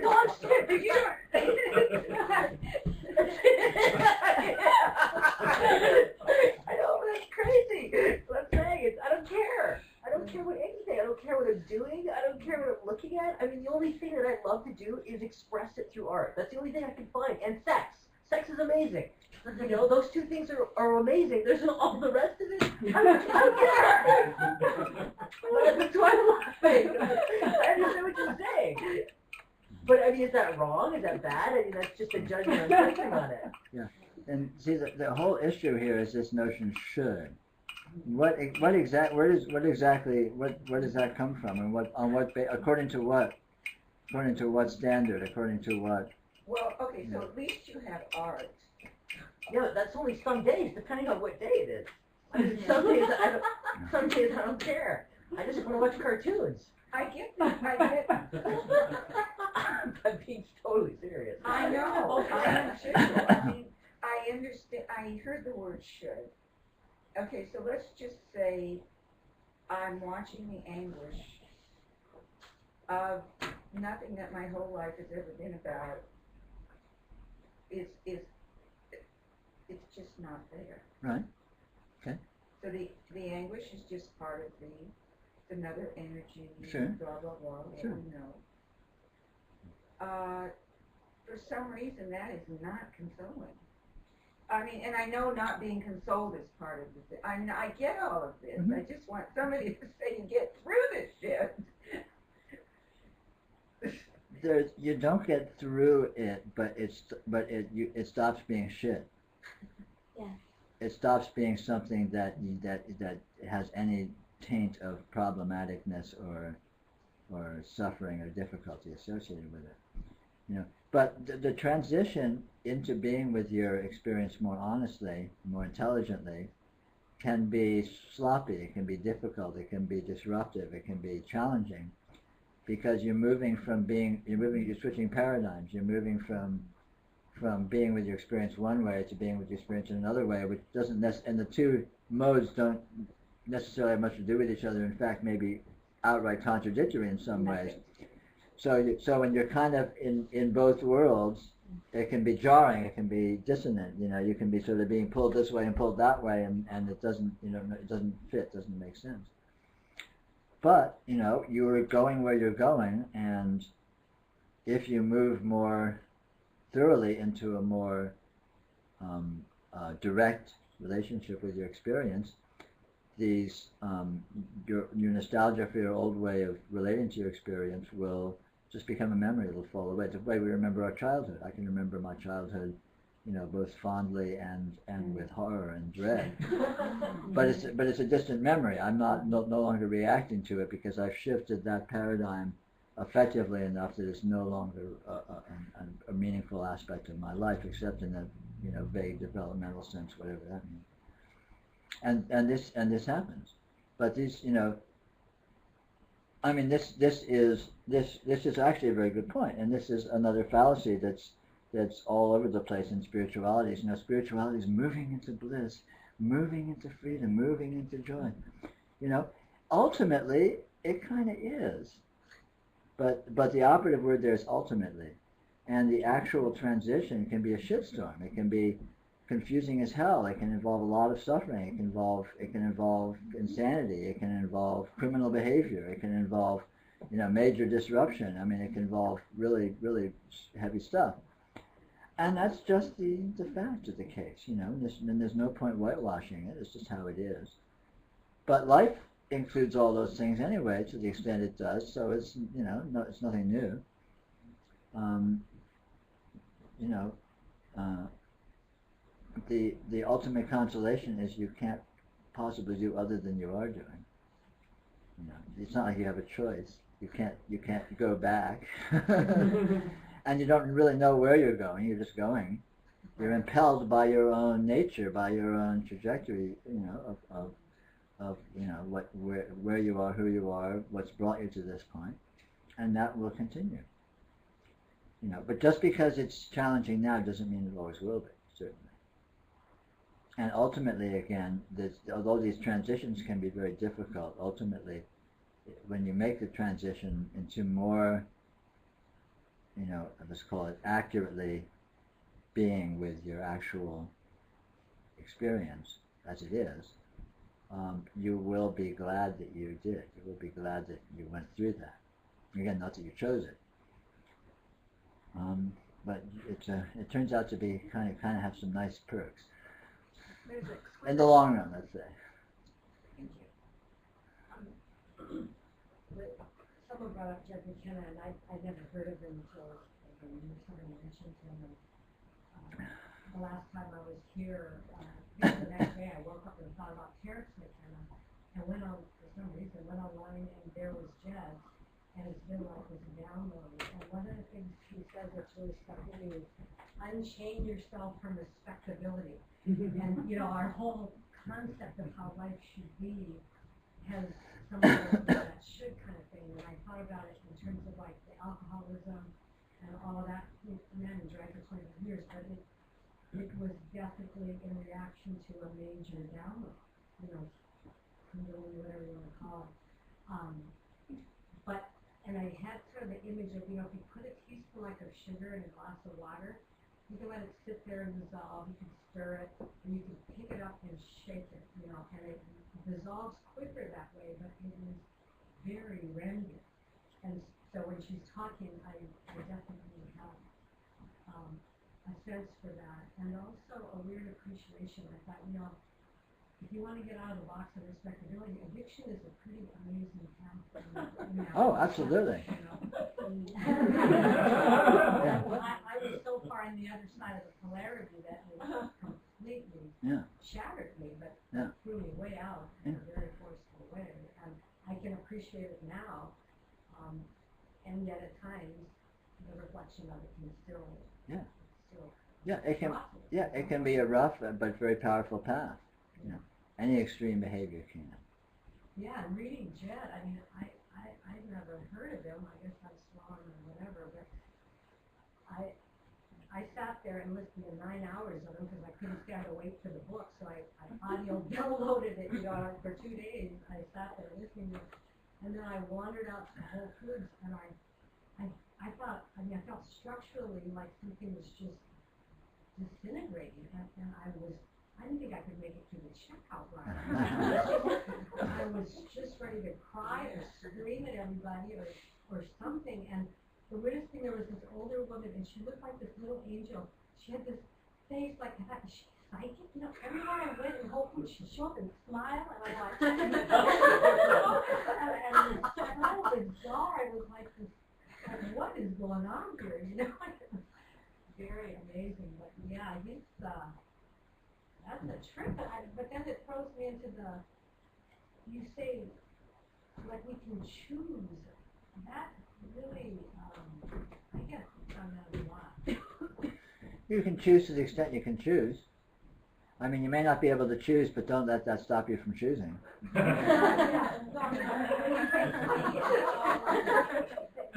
See it as it is. And there are times when phenomenologically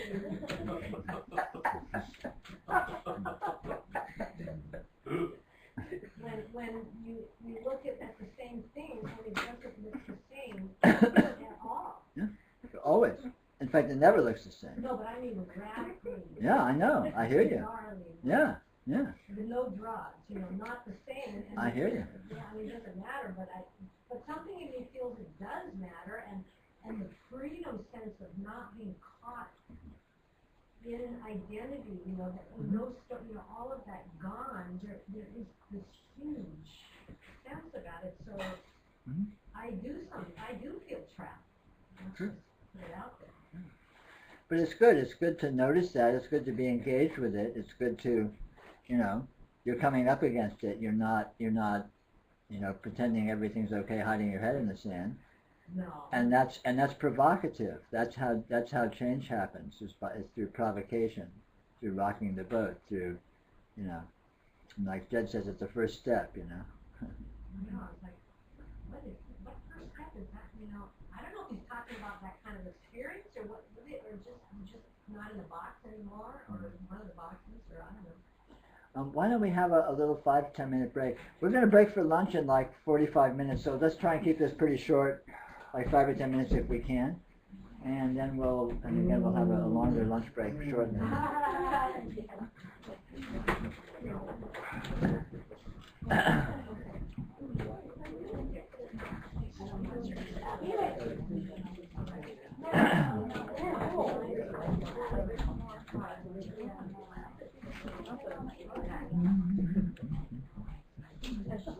Conversation and having being blind and having vision is a great practice.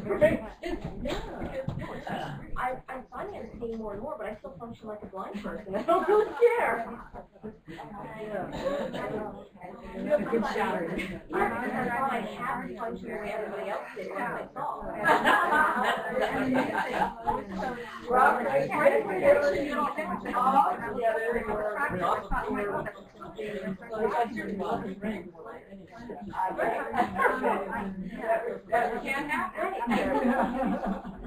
I'm just saying, you're saying the idea of And my eyes hurt, I have a lot of them. And I probably have things are moving in my head. But I have a lot of pain. And that's fine too, but it is what it is. But yeah. And there's like, what's it? I did.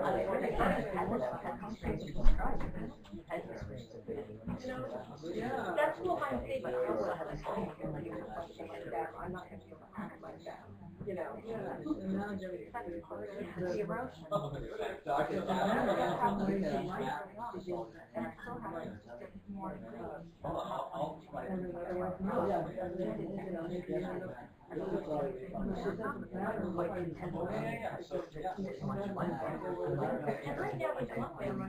I don't pull myself out of that, I can just sleep it out.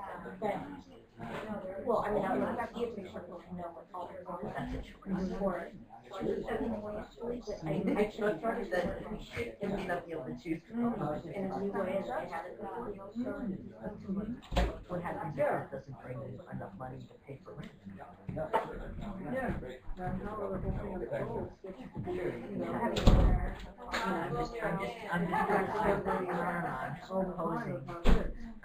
I know this. Nancy?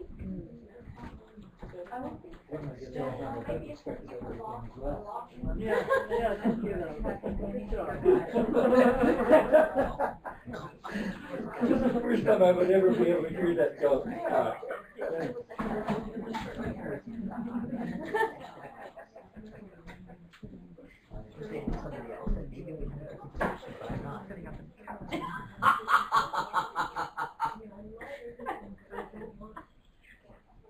Yeah, like that's what I'm going to go do. That's what I'm going to do. That's an agreement. Yeah. It's actually way more than an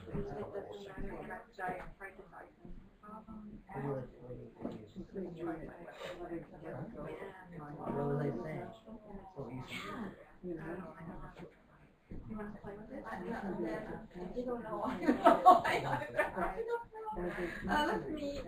No, I can't do anything. Yeah. I put it on the side. Okay. What about if you go?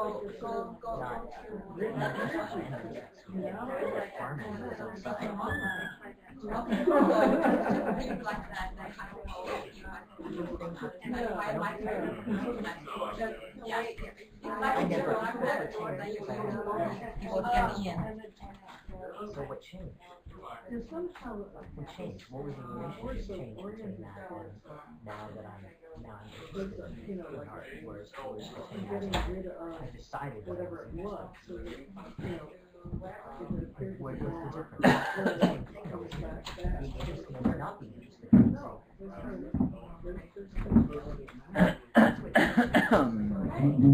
Well, then I guess I just better enjoy it.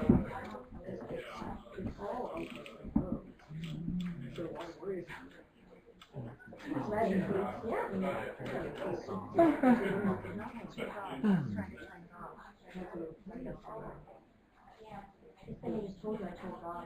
Yeah. And he smiled at me. But yeah, so I realized I didn't realize it until I had second first edition, and I didn't really react to it. Except for that now it's a pain in my heart. Joshua tree. And that tree. Uh-huh. Yeah, I think so. I haven't actually been there. It should be great fun and should be beautiful. Wanting to go.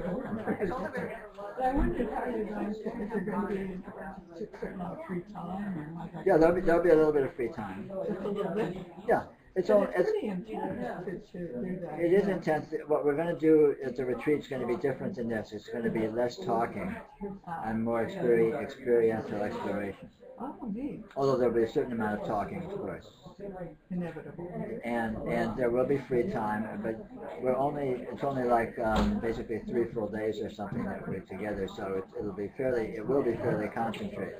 But there'll be some downtime. It's not like it's going to be slave drivers or something. Oh yeah, of course. And then you can just be. Yeah, absolutely. Yeah, it sounds great. But I was a little worried about it being too intense, because I get here very easily. And you can always take time off. I mean, if you want to have some downtime, you can just skip a session. Because it'll be divided into, there'll be sort of 2 morning sessions and an afternoon session and then a free time in the afternoon and an evening session or something. And it's not like you have to be there. Just take some time off. Are you going to do any music? I hadn't planned on it. No, I don't think so. People are welcome to. Yeah, right. No, but there is something about moving to music that sort of it's a way to integrate. Well, yeah, it can be. It depends on the person. Yeah, the problem with all those kinds of things is it's easy to think something special is happening when that happens, as opposed to not happening when it's not happening. And what I like to emphasize is what is always the case. So rather than, if I do this, then I'll be getting the reward of feeling such and such a way, which is true, and that's fine. But we are so used to it related to our experience that way, and we are typically less used to relating to our experience in terms of what is always valuable, what is always powerful. And the more we can plug into that, the more independent we are of needing to have something happen that does what we like. I mean, but we're still free to. It's not like we have to not do that. Really? Okay. Thank you. The bottom line is that Maybe we do need, Okay. Thank you. I mean, that's why people come here. We do need, No, it can be very helpful. It can be very practical, sure.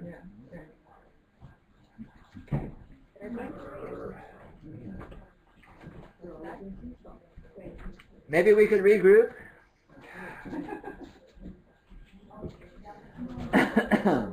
After battle, all dispersed.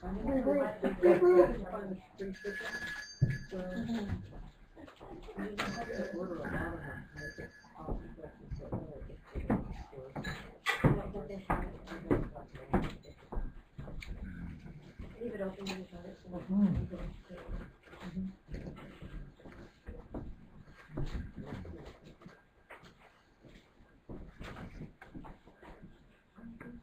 So, welcome back. Well, like I said, we're going to break for lunch in about 40 minutes, so we'll be up in no time. Squeak in another half hour of this grueling, challenging labor. Full of laughter. But I hope you don't think because a lot of people might not have signed up for Joshua Tree and are not interested. It's just who knows what will happen by October. yes, Oh, far away. it's a long way. Don't worry about it. Years away. And we have. I think the booking is almost unlimited, so you can wait a while and do it later, and you won't be squoze out. We're doing a retreat in Northern California, I guess next month. It's at a place called Ratnaling, it's near Jenner, north of it's west of Santa Rosa in the mountains. Anyway, but it's very limited. There's only space for 30 people, so that filled up very rapidly. But I think we have a lot more space available at this one, so that shouldn't be an issue. Can I ask you, at Joshua Tree, the single event, the single locations, are they isolated or are they? I don't know the details. The best thing to do is email the address that's in the publication, and you'll get someone that knows that information. They can answer those questions. I only know what they tell me, and they tell me on a need-to-know basis, and I don't.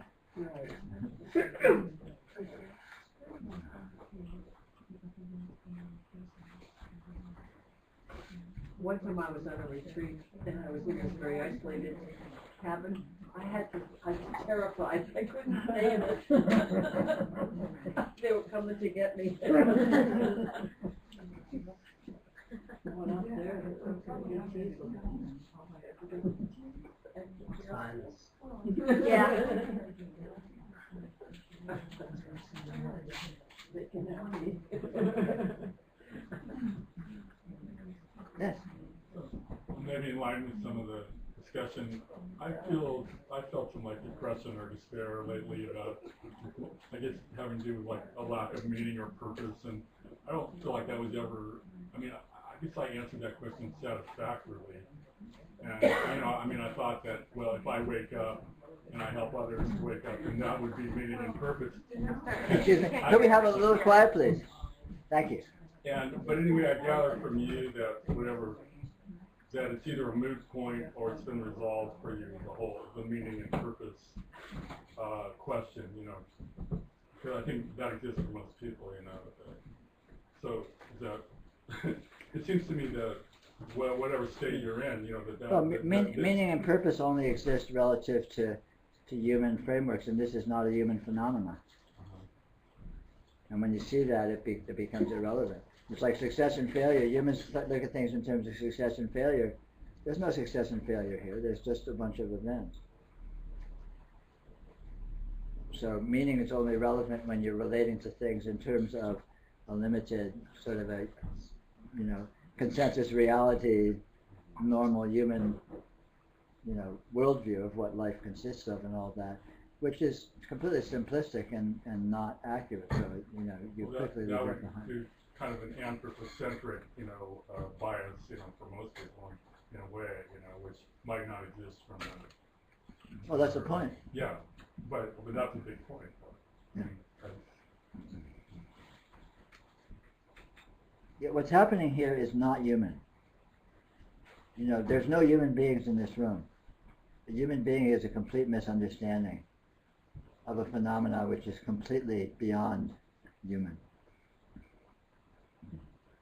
You know, what's happening here is the Big Bang. So, you know, you picture the Big Bang historically, astronomically, you imagine this big, when the whole universe comes into being. That's still going on. That's what this is. The Big Bang is still happening, and this is what it happens to look like at this moment. And that's all that's happening. That's what you are, is this Big Bang. And the fact that it happens to have shapes that we call human bodies and happens to have all of these things is just... we're just spin doctoring it that way. It doesn't mean that it is that.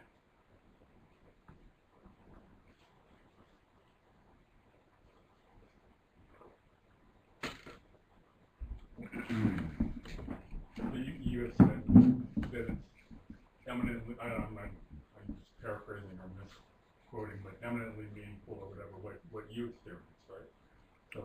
So that question is answered for you. Well, this is what it is, and the intrinsic meaningfulness of what it is being completely carried out and manifested. I mean, that's, you know. But these questions are kind of abstract. You know, in a personal sense, if you're feeling a lack of meaning, find out what's replacing it. I mean, if there's no meaning present, there's something present. You're experiencing something. So what is this no meaning that is present? And you know, check it out, explore it, see what does it look like, how does it work, and maybe you'll discover another level or layer or quality of meaningfulness that you're not recognizing because you're used to defining meaningfulness in certain terms. So even if there's meaninglessness, your experience is still happening. So something's happening. So what is it that is present? What I can say is that it's consoling or whatever for me too. Like I'm thinking about, I'm not a prayer or bhakti person, but I'm thinking about like prayer, like in terms of, because I look at the geopolitical situation and it's terrifying to me, and I'm not thinking, what can I do, you know, to try to, you know, ameliorate this in some way and come up with something like that, even though it's like kind of not my nature, but I would kind of impute meaning or purpose to it.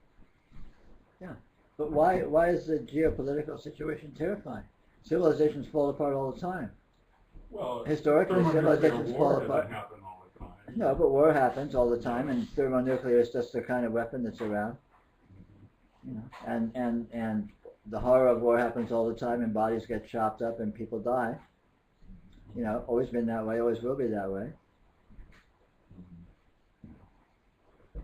More crumbling. But that doesn't mean that you don't, that if something in you wants to do something about it, it doesn't mean that's right or wrong. Of course, absolutely. You know, manifest your nature. You will, you know, go in the way you're going. You will try to do what you try to do in accordance with what your nature is. And some people are trying to tear down, some people are trying to build up, some people are trying to get out from under, you know, or God knows what, how you're going to qualify it. Everyone does what their nature moves them to do. Sure. And it's all, you know, it's all good. How could it be otherwise? But that's not the same as having a choice. Well, it may or may not be. You make it's as much choice as it ever was. Yeah, I see it in myself though, less and less, as that it's not really a choice, but it is I'm self. Yeah, it's yeah. You can see it as no choice. You can see it as choice. Yeah. You can see that. You can see it as I have no choice, but I'm impelled to make choices. I mean, it's not. It's in other words, it's not necessarily simple. Yeah. In fact, it's most emphatically not simple. Nothing is simple. You know, our biggest enemy is the urge to oversimplify. Things are complex, things are multi-level, things are contradictory, things are chaotic, things work against themselves, things aren't nice and coherent going in one direction altogether. Things are like, you know, it's like herding cats, staying with our energies. You know, it's like the energy is just going every which way. Things aren't necessarily coherent and functional and running smoothly. You know, that rarely happens. And even when that's happening, it's not really happening because there's always some chaotic elements in the best running system. The meaning, for me, meaning was pretty much an arbitrary thing that I decided I had to have in order to get through life for the rest of my life. And so the falling away of that was, you know, okay, so then no meaning, so then no artificial direction, and there was a period of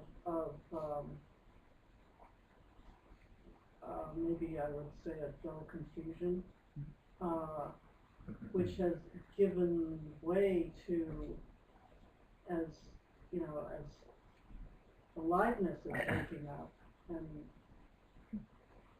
recognizing what is, then there's what I could best call a feeling of meaning in virtually everything, but it isn't conceptual.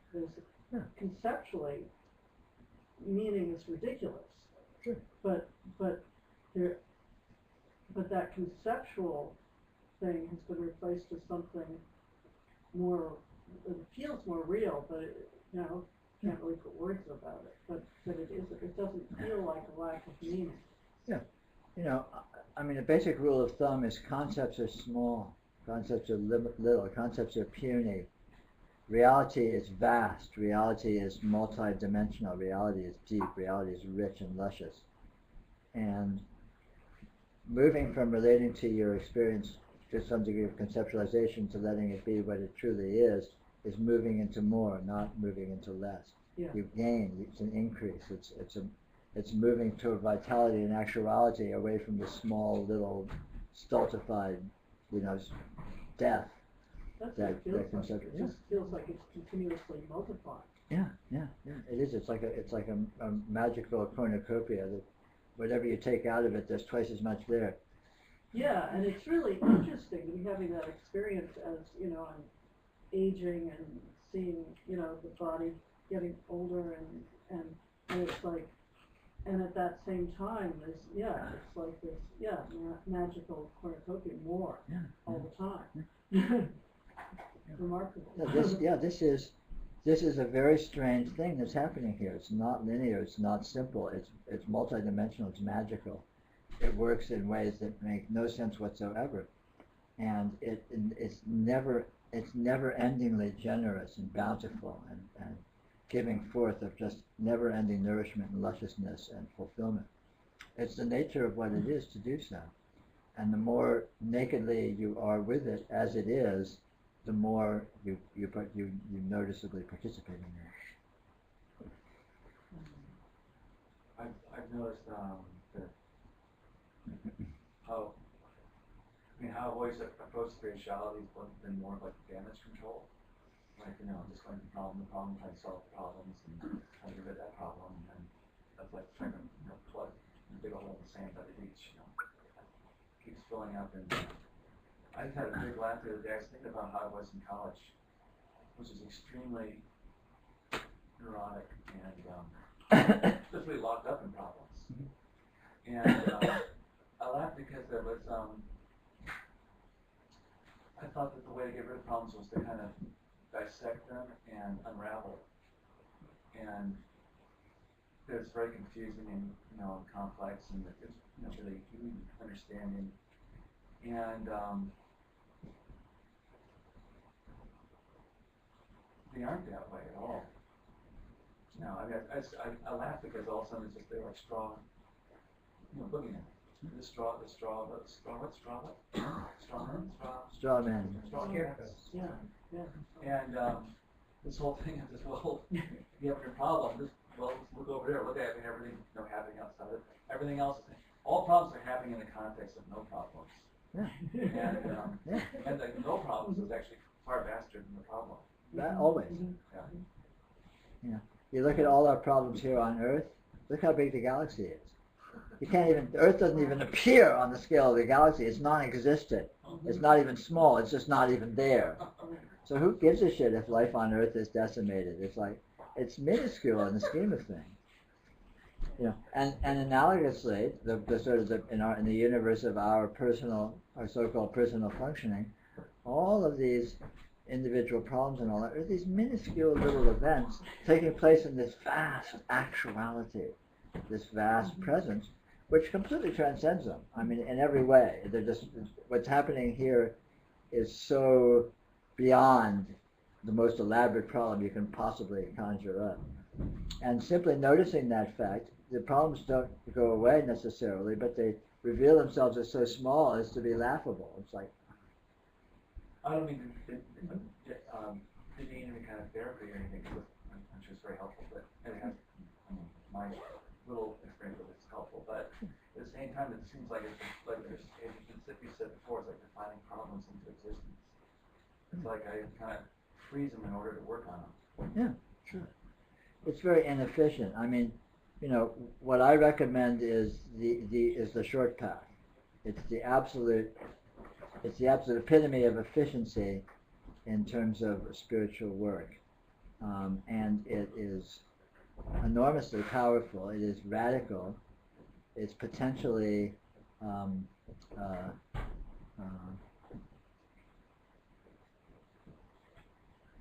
let's just say it's precarious, but that's what it is. But it is, you're cutting through to the essence directly, without a lot of piddle-paddling around for years and years with playing around with this or that. And it happens in real time. It happens right now. It happens right here, and you just be with your experience in a fresh way. And if you can't be with it in a fresh way, go somewhere where you are being with it in a fresh way, because you already are. And then instantly you're being with it in a fresh way. So you can be with it in a fresh way, even in the presence of staleness. Because staleness always has its outer extremes, and outside of that is still something. And that's vital, that's mystery, that's magical, it's powerful.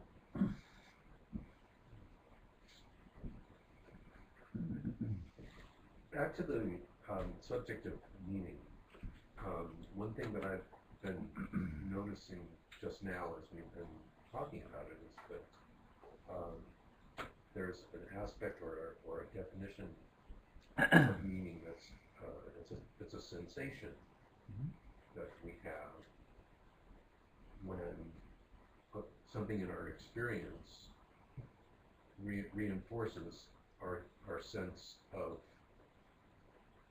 separation, of being a separate individual.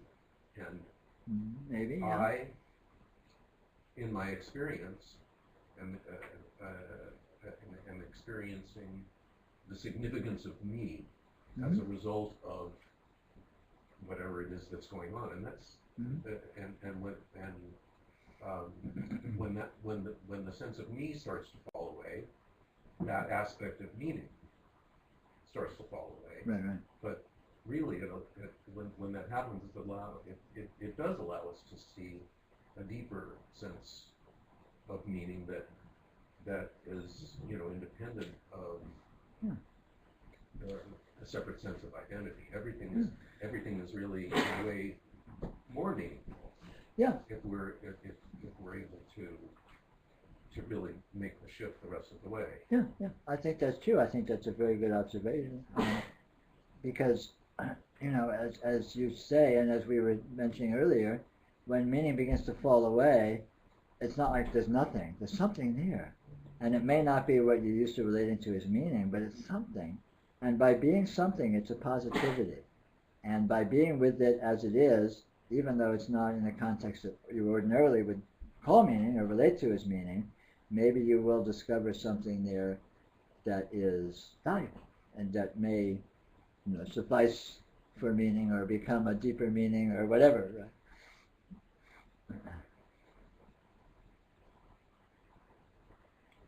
Right?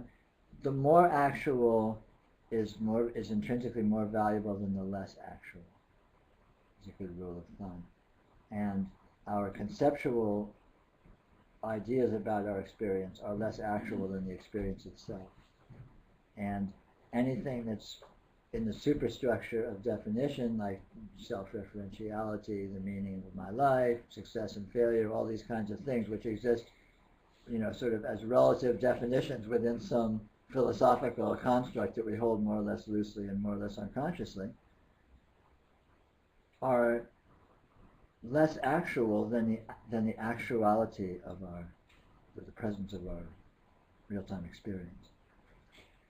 And that being the case, simply being, in whatever way you can muster, being with the actuality of your experience more directly will trump and undercut and rearrange and reprioritize and entirely shift the perspective of your relationship to your experience vis-a-vis the less actual portions of it, i.e. our ideas, our definitions, our sense of what's going on, basically anything you can talk about or think about for that matter.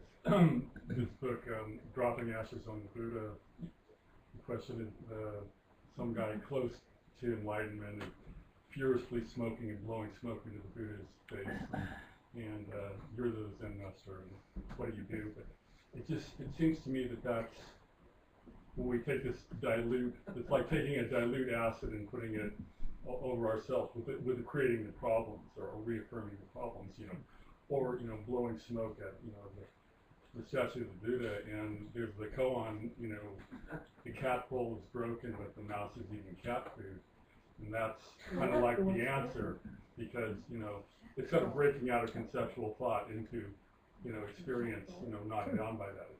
So, in my finer moments, I'm trying to incline toward that. Yeah.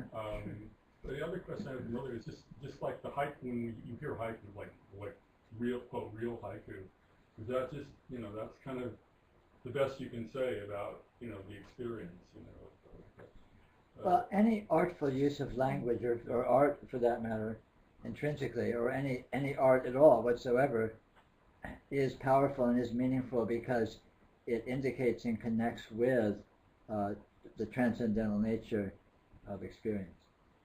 In other words, a powerful poetry or powerful use of words or powerful art or basically any powerful expression at all somehow evokes a sense of being beyond linearity, of being beyond describability, of being beyond limitedness in various ways. So that certainly applies to haiku as well.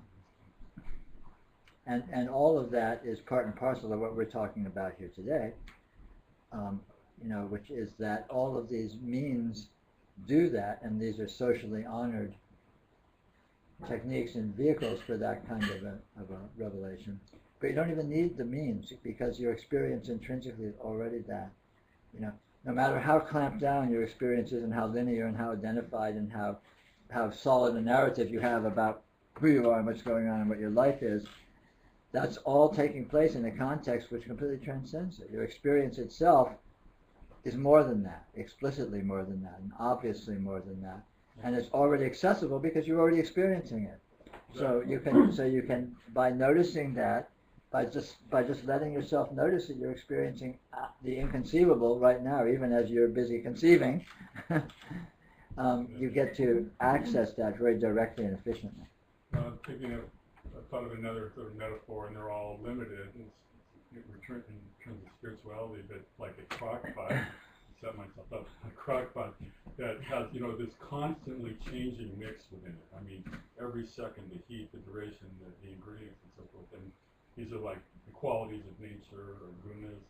And I'm thinking that, it can be helpful. It seems helpful to me to identify with the relatively eternal pot that's holding all this, because our tendency is to, identify with this constantly changing stew that's going on in our experience. And I mean, ultimately they're the same, the teaching, the plot, and the contents are the same, but to get some distance, and seeing oneself as that relatively eternal container for all this, as opposed to, I'm the salt, no, I'm the pepper, no, I'm this, I'm that, it's horrible, it's wonderful, blah, blah, blah, constantly, identify. Yeah, all these different sort of tricks for being with your experience in a slightly different context, or a slightly fresh way, are all absolutely viable.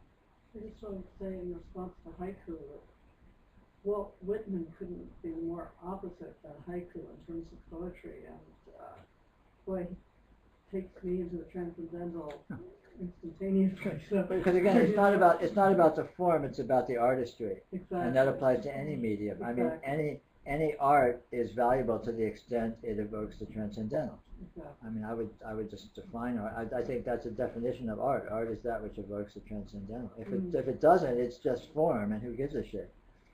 Mm-hmm. Why bother? Yeah. I mean, the payoff, the kick of art. I mean, why go to a museum? You want some wow factor there, and that wow factor is essentially somehow seeing more, somehow getting like extra. There's something extra here. There's some magic. There's some specialness. There's something else.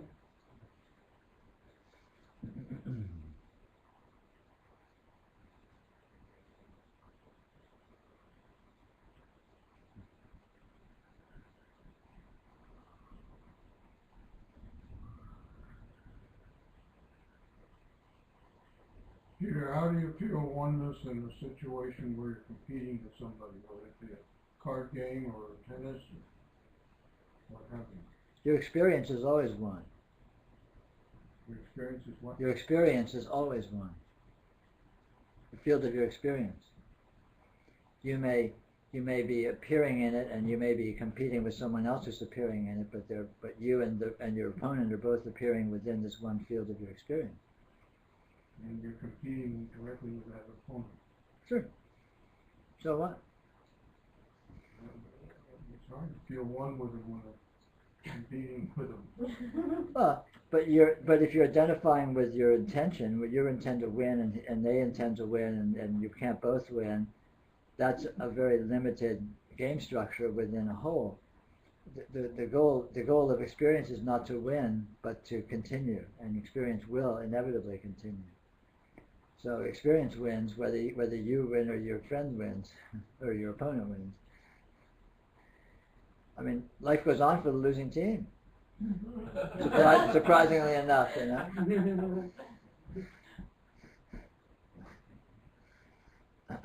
And life is the oneness, not winning or losing.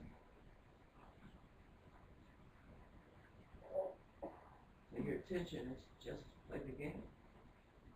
Well, yeah, sure. Or just see that it doesn't even matter. The game doesn't matter. The game may or not may be happening or not. Maybe there's no game. Maybe the game's over, and so cool. Life goes on. To notice life. Life is living itself, and all the details come with, free of charge, no effort, right? Games, no games, winning, losing, no, in between, nothing happening. It's still life that goes on. Actually, I find that the experience is so interesting when I deal with some people. Either I want to get something, or we're negotiating, or they want to get my business, or whatever. Mm-hmm. And regardless what outcome is, the process is dancing energy. It's so joyful. Absolutely, sure. Yeah. Beautiful. Yeah. And I may not get what I really wanted, but I enjoy their whatever that goes on, and I can fully feel, and that's what was maybe other people's energy or their way of thinking. No, I'm not gonna give it to you, but I enjoy that so much when they Sure, express it's beautiful. that kind of, It's amazing. It's amazing. Amazing. We'll put out that lunch, and it seems like a good time to break. Okay, why don't we do that? Why don't we break for lunch, half hour-ish or whatever, and have a nice lunch.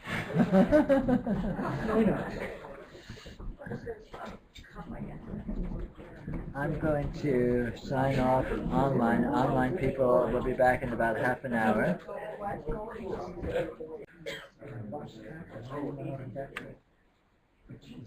All right. Yeah. That's what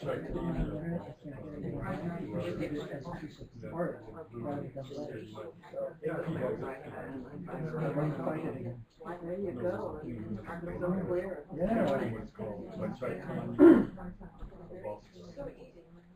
Wayne has it. He's still pushed there. Yeah.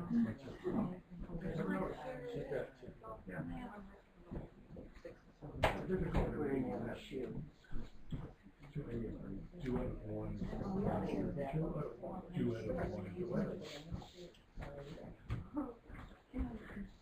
I'd like to thank those of you that brought food for the delicious meal.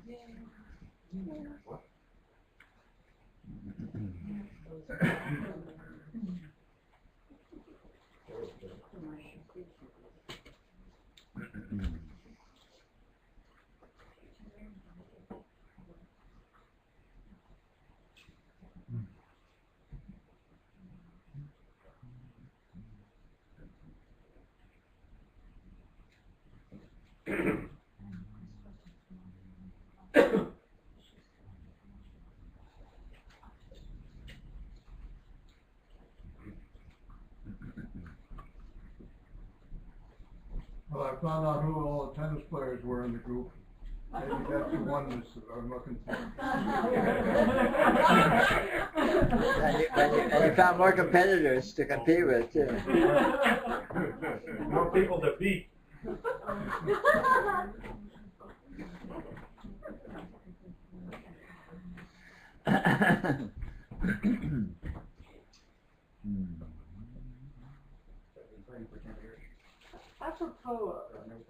Apropos of Dave's issue with competition, isn't that really about just not liking the feeling of losing? Isn't that ultimately It what might be. is? It might be about that. It might be about having trouble taking sides or having trouble not taking sides. Mhm. Or having trouble seeing things from many sides at once. Mm. Over identifying all kinds of things. Mm, okay. So I was thinking if it's about the feeling of losing, then it would be similar to what you said to the man about fear. Really, Yeah. it's just a physical. Ultimately, Oh yeah. it's just a physical feeling. Yeah, and the same of technique works to anything, because whatever situation is present, you know, if it seems problematic or which implies that you're holding it a certain way, be with what is actually present outside the context of holding it to be this or that. In other words, you can be with it sort of texturally, be with it energetically, however you prime that pump, but let yourself be with the actual experience without really knowing what it is. And simply by doing that, it will unfold to be more than you thought it was. And in that unfoldment, the problematic aspect that it seemed to have will tend to dissipate or tend to mutate into something else entirely. Because again, you know, the very essence of actuality is you can't pin it down. You can't say for sure what it is. And if you like something or don't like something, you're basically, a part of you, probably unconsciously, is thinking it knows what it is. And it's not about like or dislike in the sense of you're drawn to something or you're not. I mean, you know, one person is drawn to chocolates and one person is not. That's not conceptual. That's just a sort of a textual preference. And that's a different thing. But if you are, you know, if some situation seems to be a problem, that means that subliminally, especially if you're reacting to an emotion, it's provoking emotion to a reaction, that means that subliminally you're defining it as something, which means you're thinking you know what it is, which means you're not being with it as it actually is, right? Because you're creating a stick figure of it, and then you're reacting to that, rather than the actuality, which is always going to be so multidimensional that you can't get enough of a handle on it.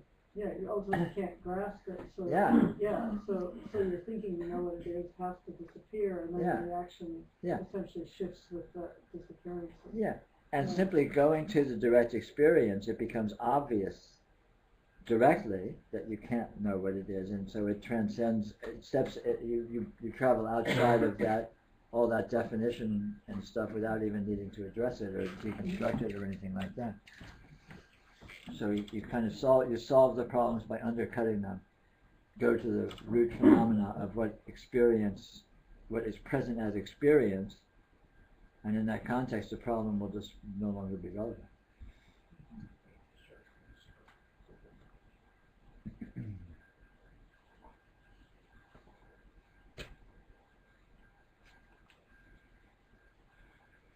I mean, you know, all today we've been talking about is essentially one principle, which is that your actual present experience is where the magic is. And the only way we cut ourselves off from that is by being with it conceptually, definitionally, thinking we know what it is, by designating it, by naming it, and believing our names, all these kinds of things, which is all essentially the same mechanism. And the solution is always the same, which is to let yourself go to the direct experience, which is beyond your definitions, and that's very easy to do because you're already there. You don't need to leave anything. You just need to notice that, oh yeah, I'm having a real experience here, and you just look at it, and it's obviously amazing and weird, and you can't get a handle on it, and it's obviously a whole lot more and different than what you've been thinking it is. Any experience is. You know, we make our experience little in our imagination, and then we complain because our life sucks and we're having this little life with all these pathetic details that don't work. But we're the one that defined all those details into existence, you know, out of this incredible lusciousness of our actual experience, which is always right here. So it's very, very simple, and it's always the same thing. You know, and this one issue is the entire essence of the spiritual conundrum and its solution.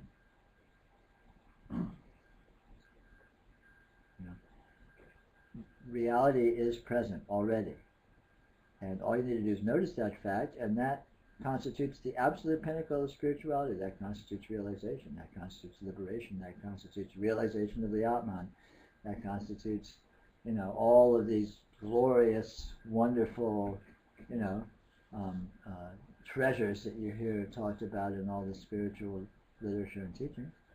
And what that all of that refers to is simply this one fact of what this is already. And all you need to do is notice that fact. You don't need to create it, you don't need to rise to it, you don't need to aspire to it, you don't need to develop new faculties to be with it. You're already with it. You just need to notice that that's the case. I mean, what could be easier?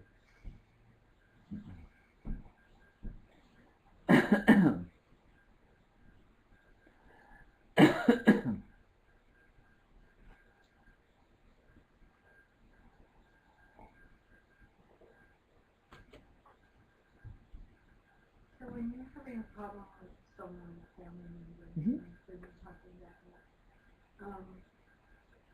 and I mean, this is what I keep doing, is thinking I somehow created that. Mm-hmm. So how am I to,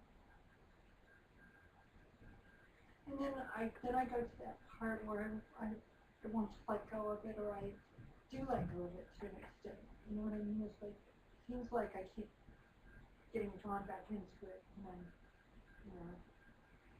and so when you say to be with it, just be with the experience, just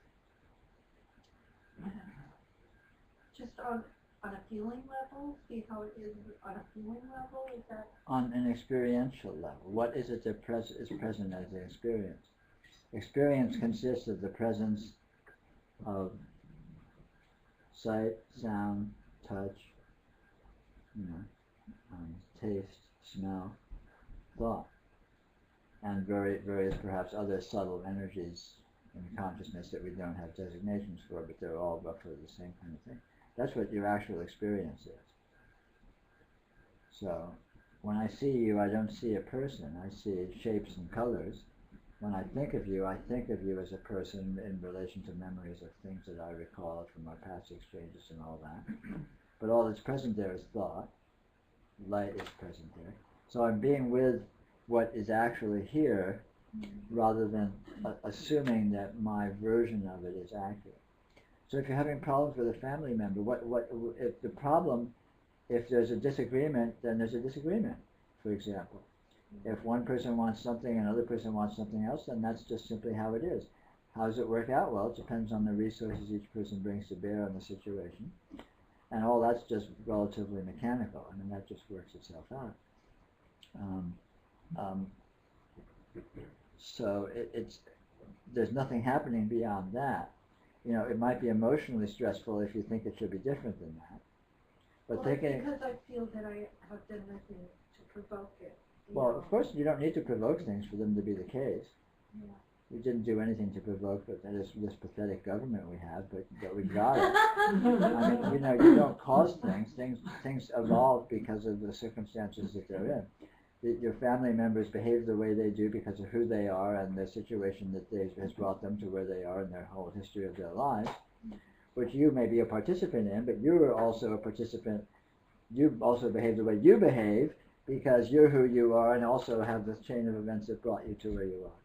So you didn't do anything. You're just being you in the situation that you are, and they're being them in the situation that they are, and there's apparently some degree of difference or friction, and that's just how it is. So it's not a problem, it's just a situation, and how it works itself out remains to be seen. But to have an emotional reaction suggests that you're supposing that it should be other than it is, or it could be other, or that it's not right in some sense, which is basically another way of saying it should be other than it is. So that it used to be other than it is. Sure, everything changes. Sure, things change. And they change, and there's no control system. Nothing's in control. Yeah. Things don't happen that we want to happen. Things happen that happen. And even when something's happening, you don't know what's really happening because everything has infinite and aspects and subtleties that are too vast to include in any description or interpretation, right? So I mean, you can't really know what's really going on with them. You know your version of it, you know what it looks like from your point of view, and what's really going on with them, you can't know. They can't even know what's going on with them. You can't know what's going on with you. They can't know what's going on with you, and yet they do what they do, and you do what you do. And that's just how it is. Things, It's like when a dog sees a cat out on the sidewalk, you know, the dog chases the cat or barks or whatever, because the dog's a dog and the cat's a cat. It's not like, oh no, that's not supposed to happen, don't bark. Yeah, right. Good luck with that one. So, you know, people are what they are, and they behave in accordance with what they are, and that's how it is. And, you know, everyone is just being carried along in that current, in that system. And I want to step away from it. I don't want to be carried in that. I want to step away from it. Yeah, but you don't need to step away because you are away. It's only in your life to the extent that it is, and most of your life it's not particularly in. And right now, where's that situation? It doesn't exist. You can't point it out. It's not here. Only in my head. Yeah, but then you're bringing it in. You don't need to step out of it. You're, on the contrary, you're pulling it to you. You're creating it. So if you don't want to do that, then don't do it. And if you do it, just acknowledge you're doing it. So you must want to do it. So okay, so I want to do it, or it's habitual. Maybe, Is sure. that the same thing as wanting? Sure, yeah, might be. But see that when you're doing it, you're creating an imagination, which is not the situation. The situation is a situation. It's not an imagination in your head. It's not a narrative. It's not a story you can tell. And a story you can tell or a chain of thought you can think is not the situation. So if you're reacting to a story in your head, you're not actually reacting to the situation. You're reacting to a caricature of it, which is going to be inaccurate, inevitably, to some degree, and probably to a profound degree. So you're basically a crazy person. You're reacting to something that is not objectively true, as if it was. I thought he was the crazy. Operative word there, thing. I thought.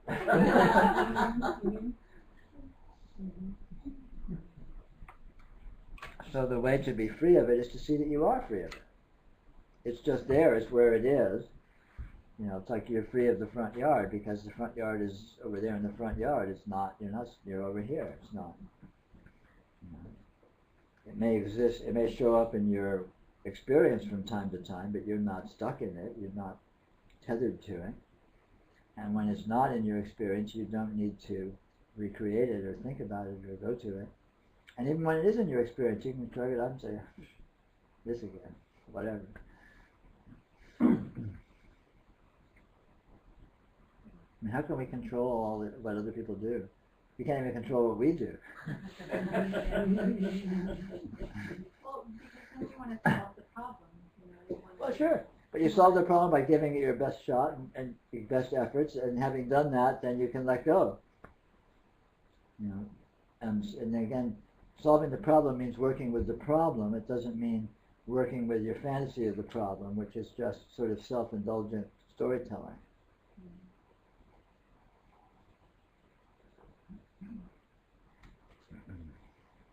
So when you're talking to your relative, then there's a potential for actually working with something. Whether or not it's effective, that remains to be seen, but there's potential of doing that.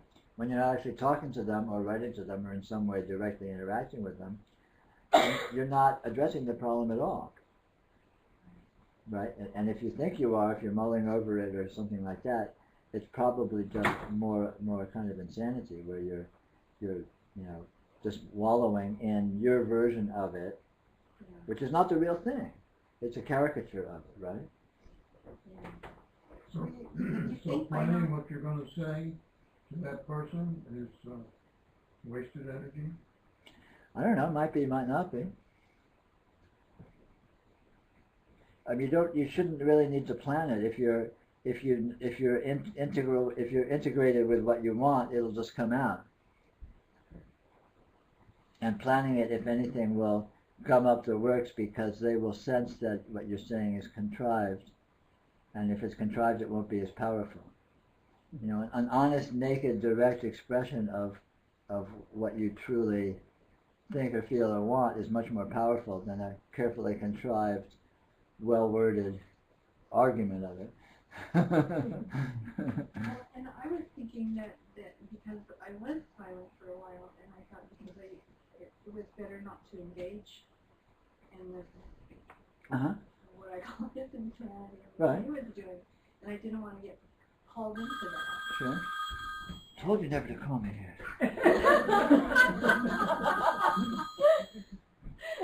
Yeah. And so I was silent, which apparently made it a whole lot worse. Right. You know, So that was a strategy that you tried that was ineffective. So that's Yeah. just how it worked out. And It then seemed like a good idea at the time to you, but it turns out maybe not to have been. Maybe it was though. Maybe it'll turn out in the long run to have been a good thing, even though you don't think so now. Well, then I found that he was angry that I wasn't. He wouldn't take my calls or anything. So then he wanted it all to be by email. So then I sent an email, and that made him angry. So it was like, I'm damned if I do and damned if I Maybe don't. so. Maybe so. Yeah. I mean, all you can do is be honest and or clever from your point of view, and then the ball's out of your court. And then he responds how he responds, which you have no control over. I mean, if you're clever enough, perhaps you can like try to engineer something that will provoke a response that's in a direction you want, but you don't have any precise control over that anyway. Yeah. Yeah. So you uphold your end of the deal, and then you let go of the rest because you don't have control over it. So why pretend you do? You're just loading yourself down with stuff pointlessly, right? Yeah. So a big burden. But the burden is really in your imagination. So you're the one that's applying it. Creating. Yeah. Yeah. So you can't really justifiably complain about it. Well, it looks good. No, I'm. well, but so cool that if it does. I mean, that can be true. You know, sometimes it can be true that the juiciness of a situation we're suffering in can have a certain resonance to us and a certain meaningfulness. You know.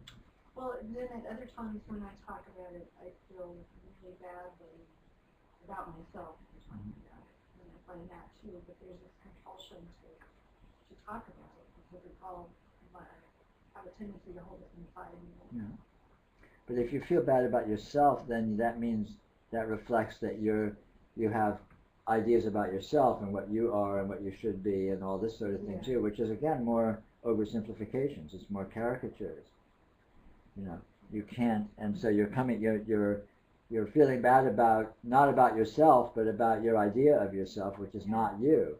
So again, the whole thing is just craziness in the sense that it's not really based in actuality, it's based in essentially fantasy.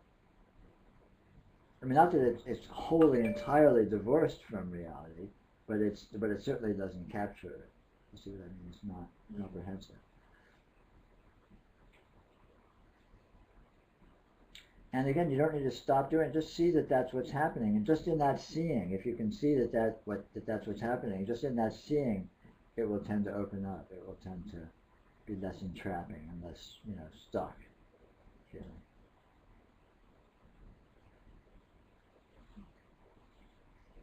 Thanks for nothing.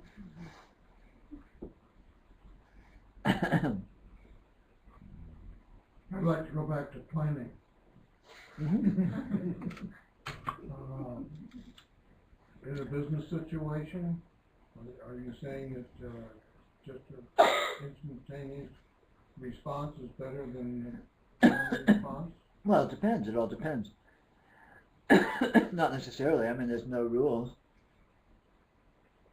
It depends on the situation. It depends on how artfully and skillfully you can participate in it. In a situation where emotions are involved, then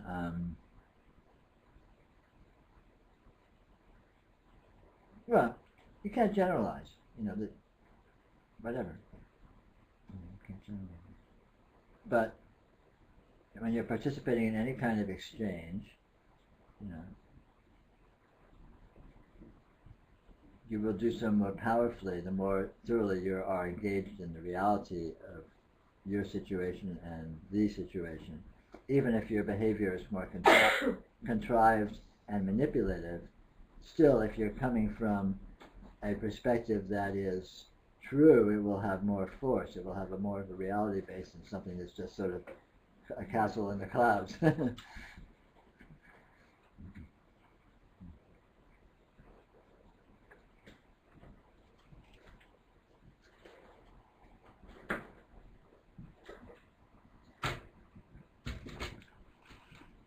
but that's really sort of beyond the scope of what we're here to talk about. There's all sorts of strategies and techniques and all of that for managing in life and trying this and succeeding and or not succeeding or whatever. And really the scope of what we're here for is to notice what this is, what this experience actually is, and to acknowledge and discover how powerful that noticing can be. And how easy it is, because it's always available, it's always present. It doesn't necessarily involve a lot of spiritual falderall and practices and years of meditation and what have you.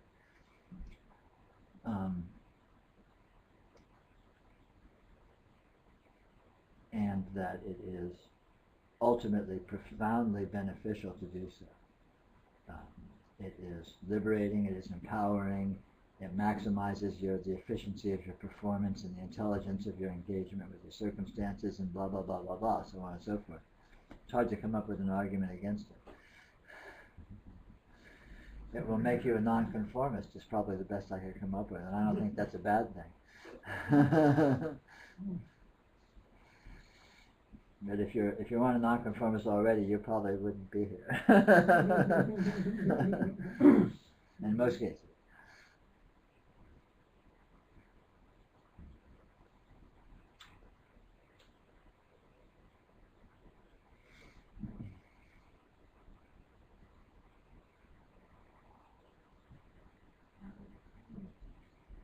Would it be accurate to say, as I'm looking at this, that the body is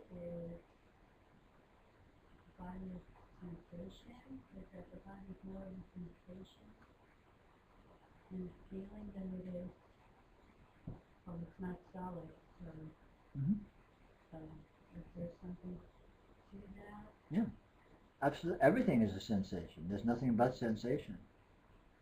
And our designations of sensation are abstractions.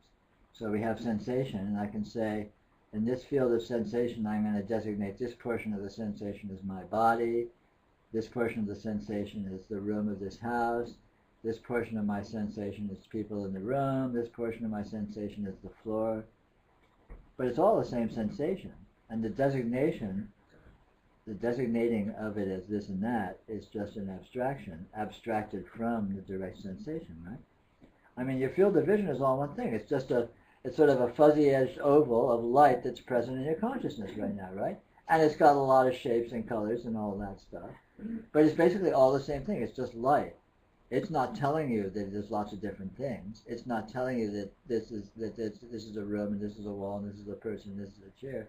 It's your mind that's telling it that that's what it is. It's just sitting here shining.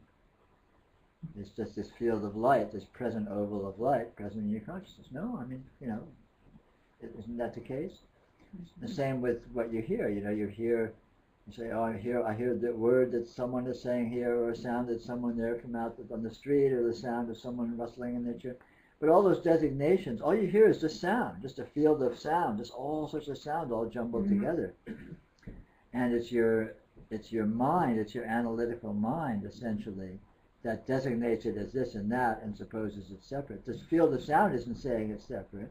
It just comes as a whole. It's just a chunk. Bang. Here's your field of sound. Here's your field of light. Here's your field of sensation. Here's your field of smell. Here's your field of taste. Here's your field of thought, so on and so forth. And these fields of directly present actuality. I mean, your sensory experience is actually present, right? I mean, it's undeniable. Vision is present in consciousness. I mean, you can't say what that means, but it's undeniable that it is the case, right? And you can't go authoritatively any farther than that. As soon as you do, you step off into abstraction, which is basically just hypothesizing. I mean, maybe I'm seeing a room, maybe there's other people in the room, maybe they're sitting in chairs, maybe there's a wood floor, or maybe I'm dreaming. And there's no people here, no room, no floor. How can I know? How can I know?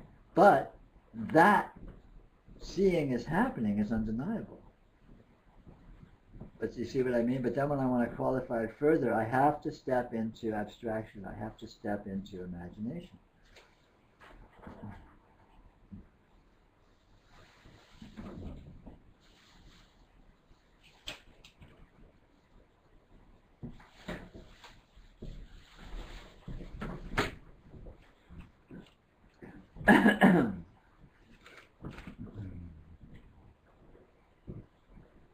Interesting thing about sound, is I mean, you can really think about it, sound is just sound, but then you hear it and it sounds like it's further away and closer, or here or there. Yes, it's very, very dimensional. Yeah. Light is also very dimensional. Yeah. In fact, all the senses are very dimensional. But again, we think we know what that dimensionality means. We think we can tell if a sound is far or near by that dimensionality. But all we can really tell is this dimensionality. And then far or near is an abstraction. The same in vision, it looks like my hand is closer than the house across the street, and they're both in my same field of vision. But that's an abstraction. They're both just as far. They're both here. My hand appears here in this field of vision. The house appears here in this field of vision. If I was looking at the sun, it would appear here in this field of vision. And all these notions of near and far and space and up and down is an abstraction. Like 3D. Sure, exactly. It's like virtual 3D. But think of a dream. Dreams can be huge. In a dream, you can dream you're standing on the edge of the Grand Canyon looking out over this vast space. There's no space there. You wake up and you open your eyes and, I was in my head. How much space is there in my head? But that wasn't the experience, was it? The experience was of vastness. So space is experiential. Space isn't actual. In other words, space is sort of a data processing that's applied to direct experience. It's essentially more a subtle abstraction.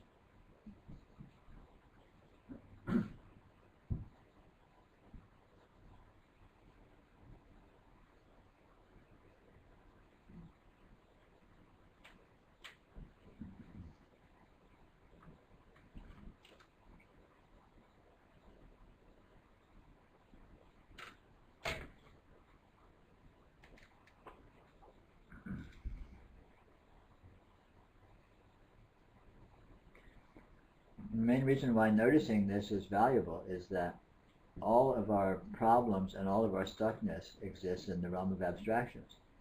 In direct experience, there is no stuckness. There is no problem. So noticing and being able to appreciate, being able to access your direct experience removes you from the realm where problems and suffering exist. Pure and simple.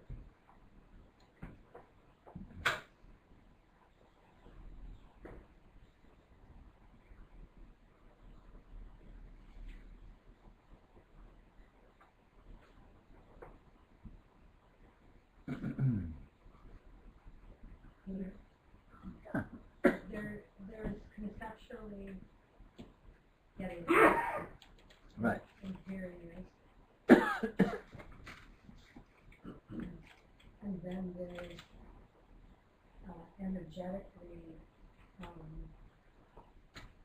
like even here right now, I'm noticing things starting to shift energetically quite strongly. It's still dual, but these things come and go, like, essentials like in the morning, and then it's gone, and there's still this book about, I bought some teaching somewhere about, abiding on doing, that, and it's such a hook when you have these, the one, that route, you can do it with DMT, I guess. I've never done it that way, but however it happens, that feels hooking, just like an orgasm does or whatever. I'm just saying there's a him to go and draw. Uh-huh. It's like a honing thing. Sure. Yeah. I don't know how to shift from the abstraction. I mean, it just must be happening. Sure. But the more you play with it and the more you explore it, you will tend to stumble on it. Because anything that has any attraction has attraction because of its actuality. All attraction is in actuality. So the more you come into touch with actuality, the more it will pull you, it will seduce you, it will demand your attention. So you just need to sort of get your foot in the door and play with this stuff, and it will suck you into it. And it will not be what you think it is. The problem with all this conceptual understanding is it's erroneous, it's inaccurate. It's not wholly inaccurate, but it's essentially useless because it gives us abstractions which are not the real thing. And all this, non-duality and this and then, that stuff is toxic. It's poison, because all it does is give you pretty promises. It's like what politicians do, They give you all these one-liners that sound so great, and you orient towards them, and you ignore reality. Non-duality and enlightenment, all of these things, they're all bullshit. They're all bullshit, and they just serve to trip us up and gum us up and get us all stuck in our own, tripping over our own concepts and our own fantasies. Oh, I want that. It's so great. I had a taste of it once. God, if only I could recapture it. I mean, that's a never-ending rat in a maze. It's torture. Whereas just letting go of all that. Keep going, right? Yeah. Sure. Well, everything is good. Nothing is not good. Yeah. But nothing is fixed, and having these fixed orientation points is what is the problem. Well, I feel like I'm hooking a bit on. You talked about whatever that experience with, or that initial radically different right. than the normal wandering through or whatever. I don't know what to say. That's unforgettable. Sure. But that unforgettability is this unforgettability right here. That's nothing else than this actual present openness. Even though perceptually it's got other dimensional qualities that I can't seem to necessarily. There's no other, it's the same. This is open infinite dimensionality right here. Well, for example, if I took acid and sat in this room, it probably look a little different, right? Sure. That's But what you see if you see what you're actually seeing here, and then you took acid and see what you're actually seeing here, they would be the same. Literally. It's a matter of noticing what you're actually experiencing. You're actually experiencing dancing lights right now, if you let yourself notice it. You're actually experiencing things coming in and out and getting bigger and smaller and just sort of drifting around and not being solid right now, if you let yourself notice it.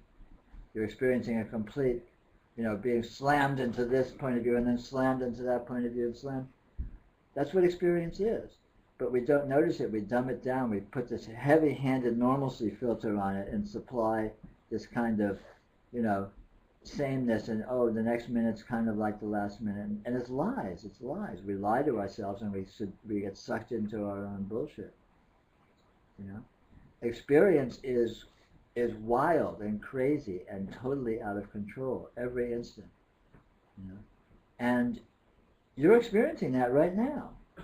But you have to let yourself see it, because you also have very powerful mental mechanisms for shutting that down, for sort of focusing. No, nothing's changing. Everything's the same. Never happens.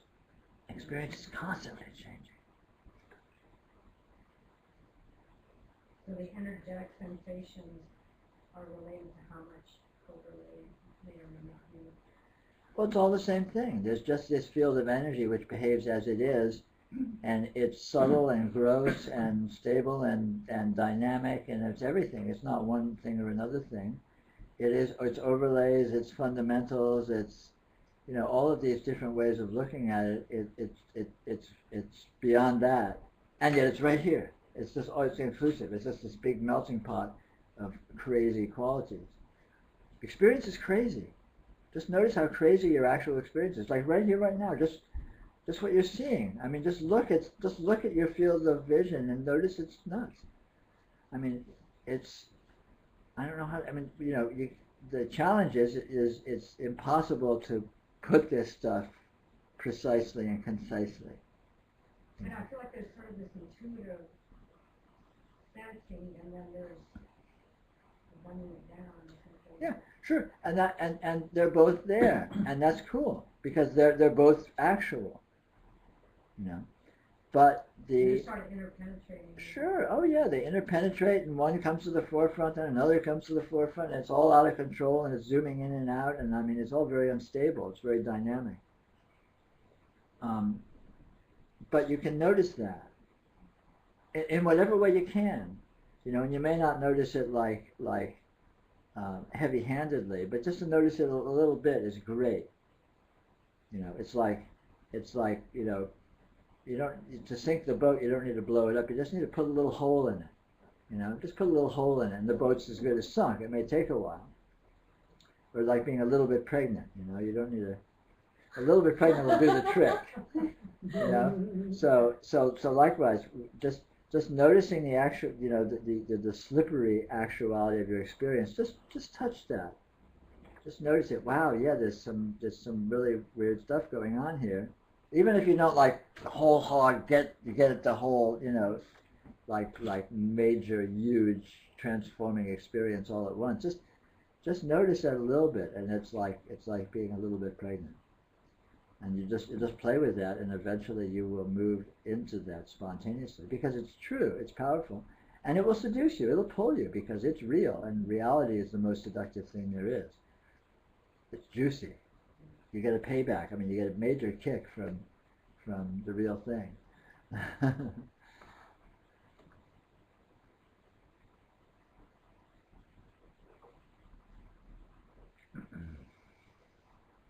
And the individual challenge for each person is to find an area within their experience, within your experience, where you can contact this dynamism. And it'll usually be somewhere slightly outside of where you're used to focusing your normalcy. And a good place to look is in some area of your experience which doesn't mean anything to you. Because the things that mean anything to you, the things that seem to have any degree of importance attached to them, means you're weighing them down already with a lot of concepts. Whereas you go to something that's relatively meaningless, like glance up at the sky or something, where it's there, it's present in your experience, but you don't really give a shit about it, one way or the other. And all of a sudden, just by that fact, you're more in your direct experience, you're less being with it referentially, less being with it conceptually. And then in that context, you can start to just, but okay, there's nothing there interesting, but what is there? And all of a sudden, you might stumble onto, wow, there's something really weird over there. I think it's part of why, I'd say sometimes, I'm naming things, and there's truth to that. But part of it is there's a lot of things that don't feed that noticing in some way. And so I'm very lazy about those things, and I'm very drawn to. So when they're edited out, like there's a willow tree on the property where I live, and the branches can all the way to the ground. Oh, wonderful. There's dirt under it, and it's my cave in the middle of town. Yeah, it sounds heavenly. It's amazing, and I just found, stuff just starts happening. Yeah, perfect example. Just being in that environment, just with just a little magic, a little specialness, because that specialness is outside of your conceptualization. It's outside of your littleness, of your little world, of your, and in that specialness, in that magic, just even a little bit of it, you are being with possibility, newness, and it is powerful. It is powerful. So find it wherever you can. Be with it whenever you can. Be with it playfully. Be with it, trip on it. Don't take it as some heavy-handed job that I have to spend an hour noticing. Right. Well, great. That's perfect. Well, you're lucky. You're lucky then. So be loose and playful with it, and just enjoy it. Let it seduce you. Yeah, Just touch if that. nothing's happening, I just go. I don't care. Sure. I don't, Yeah. but most of the time. But that's great. That's doing it exactly right. But let yourself go there from time to time. Let yourself go there. Let yourself find that specialness, and that's powerful. It's really, don't underestimate it. It's not a little thing. It's a huge thing. I don't. If I could find a cabin and a way to just sit there forever, I would. We'll all have fun. So I have to play arrangement out here. Yeah. But you just need to touch it. You don't need to live there. Oh, but I'd love to. Well, no, sure. Fancy. That's cool.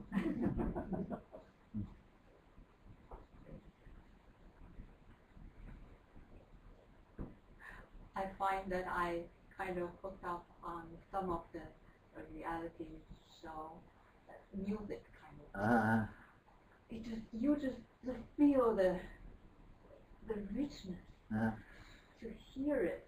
Oh yeah. It was so enjoyable, and it's changing, constantly changing, moment by moment. Not actual play, things. It's real people singing and repeating, and you just feel the energy. And what I want to say is about the light, and you were saying everything is the light. I think I saw it, and it's in a so surprisingly when I saw one of the on a wall when I was listening to your talk, and it just the wall started moving, everything's moving and merging, and it's literally the light. It's not really a solid wall, or I mean, it's just a light. But I couldn't see anything else as that way, as I saw on any flat surface. What I saw most of the time, like right now, and I see everything. It's not that as before, like clear seeing, and there's the one person, here's the line, and here's the mural, and here's the door, but it has some kind of dimension to it, and it's hard to describe, and it's moving, and a different shade. It's not it's not even there, but it's in between. Everything is in between. So it's kind of, I don't know how to describe it. I've been seeing this for quite some time, and at work, and I'm walking, and in a cubicle, and it's just kind of busy, kind of thing. And I was thinking maybe I have some vision problems. I really did, and I don't really know. No, your vision's getting clearer. Your vision's getting clearer. Clearer. It's constantly moving, constantly changing. It's what it is multidimensional vitality. Light itself is multidimensional vitality. It's multidimensional dynamism. It's not flat, it's not dull, it's not inert, it's not one thing or another thing. When you see what light is, you discover it's alive, it's many things at once, it's open, it has many dimensions, it has many qualities, and it's always flowing and smooth and morphing and moving and sparkling. Intensely dynamic. One thing I noticed is so fascinating is at night when I was going out or driving or whatever, you see all those lights in car or on street light, red, whatever the lighting. It's a fantastic show. Oh yeah. It's so dynamic, and it's not like just the light bulb and the light is here, but it's. And it's also not only also like this. And with different color of light or whatever. It's hard to say. It has a different vibration, and the detail is so infinite detail, and it's so different from when you're in the stoplight and it's red color, and then to turn to green or yellow. They all have different personalities. It's so fantastic. That's very, very good noticing. And that's what our experience is always like. It's this astounding magical, vital, alive presence and open-endedness. And if we don't see it, we're shutting it down in our imaginations to dullness. But we're supplied to dullness. It itself is not dull. It itself is intensely vibrational. Right, so when I walk in the driveway, and I saw those cars and the sun reflection, and it's all the way up to sky, and it's everywhere. Yeah, all the rays, yeah. All the rays, yeah. Wonderful. But my mom, past mom going by, is so different. I thought I mentioned to you a little bit. From my I can see there's all energy play basically, and I have my own kind of energy play. If I put in words, it's like I'm always like very happy and upbeat, and whenever it's a problem, I just see it and solve it. That's it. I don't really complain or do anything. Just find a solution and deal with it. But lately, I find out that I kind of different kind of energy shift into it, and see kind of gray and kind of see some problem and kind of not unhappy things. And one time that a few things seems like come in at one time, and it's just kind of, I don't know how to describe it. And I'm thinking, what is it? Just by looking into it and see that, oh, I have maybe 3 different problems or something. But then when I look into it, it completely disappeared. Yeah. And when I thinking that, oh, I got a problem, I need to solve it. But the problem disappeared, so there's no solution either. Completely, there's no solution. It's bottomless. Yeah. But it leaves me with uncertainty. Just kind of uncertain, not standing in the solid ground, like compared to the way this energy played before. Right. I always know the problem. I can always solve it, things like that. But there's no certain, there's no problem, and no solution. It's just so uncertain. And normally when people, in my office, in daily life, when I contact people, when they ask me how are you, I just feel fantastic, just feel so good. Now people ask me, how are you? And sometimes I just don't know. I don't know how but sometimes I feel like I lost the sharpness, and I don't know how to respond. But I can feel the energy. Whatever, I can feel it, I can sense it. But my intellectual capability, it seems like diminished. I became dumb or something. Premature senility. Right. So. Yeah, there's and the energy can go in many conditions, many modes, and it's always moving. So it's like weather. It comes and goes, and sometimes things are clear and sunny, and sometimes things are murky and cold and dark and rainy, and that's just how it is. And uncertainty this profoundly is uncertainty. All conditions are very murky, very ambiguous, and so seeing that is not untrue. Just like seeing clarity or radiance shining is not untrue, because they're all just different aspects of this actuality that is present here. And different things come to the forefront at different times. I guess I'm holding the emotion. I want to be some a certain way. Yeah. And when it's different, I kind of. Yeah. But it doesn't work. It can go. The range of what this can look like is literally infinite. It can look like anything. And no way that it appears is better or worse than any other way it appears in actuality. So, when we think, oh no, this is good, I like it to look like this. Oh no, I don't want that, I don't want that. That's just a confusion of thinking that one way of it being with it is better than another way. Actually, it's all good. There's no worse way that the energy can be. Murkiness is fine, unclarity is fine. Not knowing what anything is fine. Those are perfectly viable modes of what this is. And again, this is not dependent upon some clarity that stays or some, it's not dependent upon anything. It can't be damaged. This cannot be damaged, no matter what it looks like. So it doesn't matter if it goes into murkiness, fine. If it goes into anything, it doesn't matter.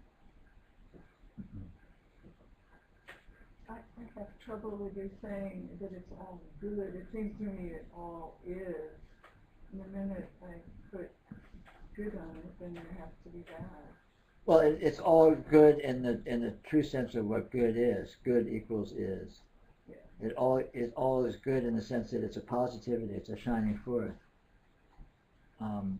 It's not good in the sense of good as opposed to bad. Although it is that too, but it's also bad in that realm. If you have a good and a bad, it's both. If you don't have either, that's good.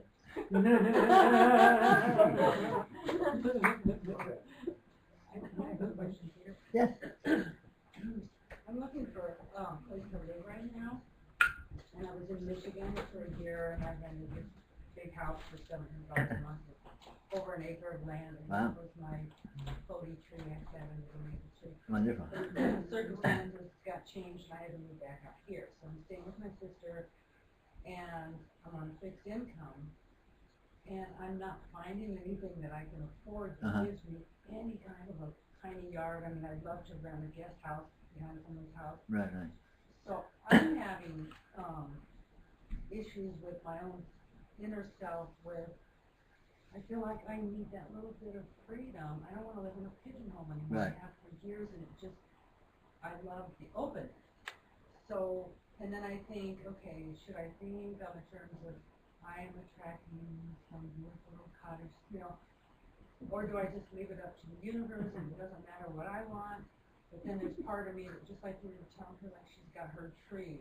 Mm-hmm. I need that tree. Sure. And it did wonders in my backyard in Michigan. Yeah. Feeding the squirrels and deer, and oh my gosh. Mm-hmm. And then when I'm coming back here, it's kind of like, oh, I'm back here again.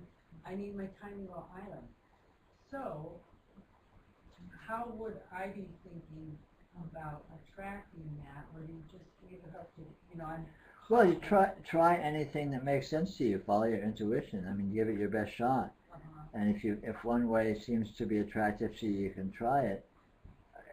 But what will be, and you can't really know what that is anyway. So you don't know what's going to work or what's not going to work beforehand. So you just try anything. I mean, one thing that I'd suggest right off the top of my head is you might want to look a little farther out of town. Things will be cheaper if you can stand it. But I also go in the Hot Valley. Yeah. So, yeah. Okay. But and I need to be moving because I'm going to my daughter. yeah, but there are. I also have no desire Sure. to go look. It's like, Yeah. get up, lazy, and I just want to lay around and. Yeah. Well, something will happen. I mean, the situation will progress, and you will come up with ideas, and you will try them, and it will lead to something sooner or later. Because there are places that are nice that you could find that would be affordable, just through happenstance. Yeah. But you can't really contrive a definite way to get there. You just have to kind of give it your best shot. Work your mojo and put ads and ask people and pray and leave it to the universe and use voodoo dolls. I mean, do everything. What the heck? It's not mutually exclusive. You can have a lot of irons in the fire, and then hopefully something will come through. Yeah, well, part of it is that, sort of annihilating the self, like the comfort, and it's like, Well, you can, but again, you don't need. You can multitask there too. You can be with your direct experience, which is outside of the concept of a self or not, and at the same time you can like that and go for it. Do them both. Yeah. Maybe it would be a win-win situation. You'll get the perfect place and you won't care whether you got it. What's to complain about?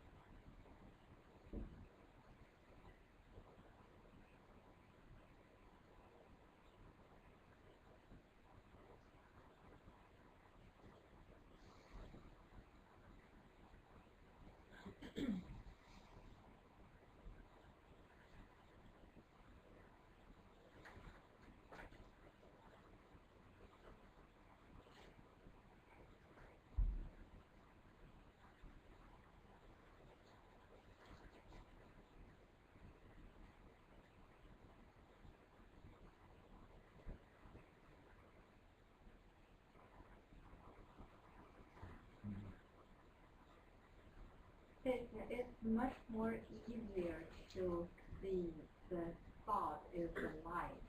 When I'm in the dark and close my eye, I can see the thought comes up as the light, light show. But in other times, it's very hard to see that. When you say to see what the thought is made of, other than it's coming from nowhere, goes nowhere, it's just energy play.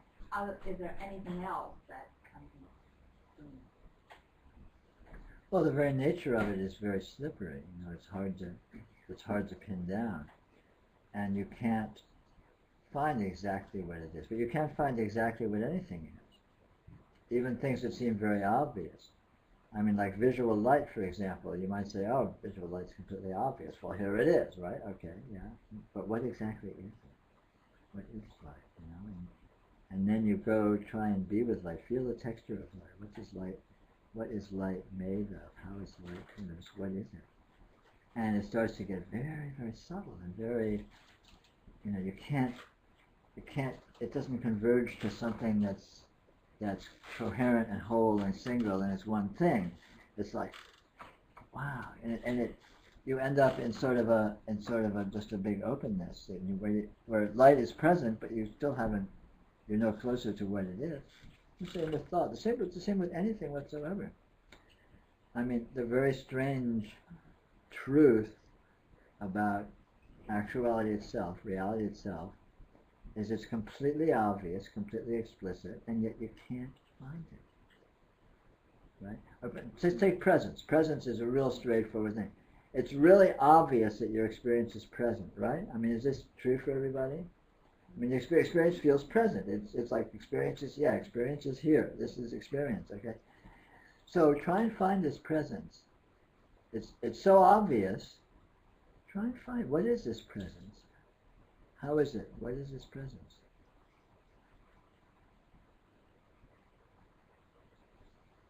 Feel it.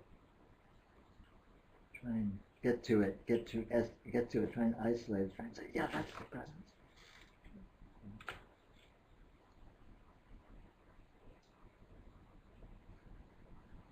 But you're talking lately. No, I'm not talking lately. I'm talking about having the experience present so we can put it into it. I'm not talking about words. I'm talking about hone in on your experience of it more and more sharply so you can get to the core of it or the essence of it. I don't mean in terms of thinking about it, describing it, so much as, okay, if presence is here and really obvious, you ought to be able to be more with it and look at it closer, right? But when you try, what happens? It's sort of, if anything, it vanishes. It goes away. All of a sudden, it's like, where'd the presence go? The same with light. Light is really obvious. There's light, light's shining right here. It's in your consciousness. It's completely undeniable. I mean, it's a no-brainer. Yeah, light's shining. And okay, so be with the light. So the light is here. It's really obvious, really explicit, right? So what exactly is it that is explicit, that is here? What exactly? What is it that is explicit? What is this light that is right here? And again, you go to it, you feel it, try and be with it more intimately, more precisely, more, sort of zoom in on it. And what happens? Where do you end up? Yeah, nothing. It's the weirdest thing. Every aspect of reality is like that. It's exactly like that. It's completely obvious, completely explicit, undeniably explicit and detailed and specific. And yet when you go looking for it, you can't find it. You can't find it. It's the weirdest thing. I mean, Buddhism essentially built a whole religion and philosophy around this one principle, which they call emptiness. And it is an undeniable fact. If you look closely at your experience, you discover this principle, that the way that it is so obvious and so completely elusive, completely paradoxical. You can't it makes no sense at all. It's completely illogical, completely irrational, but it's so obvious. It's really, and when you go looking for anything, you can't tell what it is. You can't find it. You can't resolve it. Things don't resolve. Things don't converge to simplicity converge to integrity. On the contrary, when you go looking for something, if anything, it sort of diverges and opens up into what, you know, and you can't, it just leaves you where? Leaves you, I don't know, you know. Well, here, but then you go looking for here, and okay, so this is here, clearly, this is here. So what exactly is that? What is here? You go looking for it, and I'm trying to put that together with, so I am, and then penetrating, looking at the presence or here. Sure. But that's I am also, right? Sure. So that's where the dilemma comes in. How can I possibly ever find anything out of it? You can't find, you are the presence, and you can't find it. Yeah. You know? I mean, this is you go look. This is classic Advaita. Go looking for yourself, and what do you find? It's like, well, no, it's completely obvious that I am here. Let's say, okay, I am here. I mean, this is just, you know, if you told me that wasn't true, I would laugh at you. It's just completely self-evident. But again, if I try and go looking and isolate and pin down, what exactly am I referring to with that obviousness? And I don't find anything. But it doesn't go away. It's the damnedest thing. You can't find it, but it doesn't go away. Yeah, I'm losing you because if I had to put words on it, I understand what you're saying. No, I'm not talking about the But words. without words, I don't feel I lose it. You don't feel you're losing? Correct. Okay. But what is it that you don't lose? I mean, my experience of business, I guess. So I guess. Right. Okay. I never looked So at you words. don't lose it. It doesn't go away. But can you be with it? Can you find it? Can you pin it down as to what is it? This isness. Well, see, then you lose me because then pinning it down and defining it, it's not for where we're at. Well, I mean, experientially, by looking into it. Again, by looking into it, I mean by sort of really trying to really sort of explore it experientially, explore it by braille, by feeling. You know, so you feel this isness, this beingness. So that's endless, Yeah, it's endless. but that's not nothing. No, it's not nothing, but it's not anything in particular that you can find either. It's never nothing. Oh, I Right. thought that's what you were sort of saying. It's you can't. You can't get to a final version of it. You can't get to, oh, now I got it. It's right. It's this. Okay, great. That's it. It's right. It's not like that, is it? It's like, yeah, it's here. It's actual. It's undeniable. But, you know, and then you can't. It doesn't have a center. It doesn't have a focus. It doesn't have an identity. It doesn't have a. Well, it doesn't have a limit. Well, that's a way to put it. It doesn't have a limit. I mean, but again, you can't even say, like, what does that mean? It's like, you can't. In other words, it reveals that it is transcendental. According to arbitrary qualities, you can say limitlessness or identitylessness or blah blah blah blah. But the essential quality is transcendental, which is interesting because you start from specificity. You know, you start from undeniable, obvious presence, right? And then you try and go into that, and rather than converging into more specificity, on the contrary, it kind of opens into a limitlessness and a transcendence and a sort of a, I mean, it's peculiar how that works. Are you talking about something like consciousness or awareness? Sure. Same thing. Same thing. You go looking for consciousness. It's the same thing. It's completely self-evident that there's consciousness here. You know, that you are conscious is, again, really obvious intuitively. But again, you go looking for that consciousness, and okay, so where's this consciousness? What exactly is it? And all of a sudden, you're sort of out in space somewhere or something. I don't know what. Yeah. It's just such an amazing statement, and it resonates that you can't really pin it down or find it, but it doesn't go away. Yeah. This is an amazing paradox. Yeah, it's amazing. And this is central to what this is. That, this really clearly reveals the intrinsically transcendental nature of this. What's happening here is inconceivable, is amazing, is astounding, is miraculous, is magical. Literally, you know, and it's easy to not get that because the specificity of it is so obvious, and we usually just sort of stop there. Well, yeah, sure, this is here. Of course, the present moment is here. Yeah, space is here, time is here. It's all happening. It's all right here. Yeah, right. Okay, what's next? What's up? What's going on? But if you stop a minute and say, okay, what? So be with this here that's so obvious.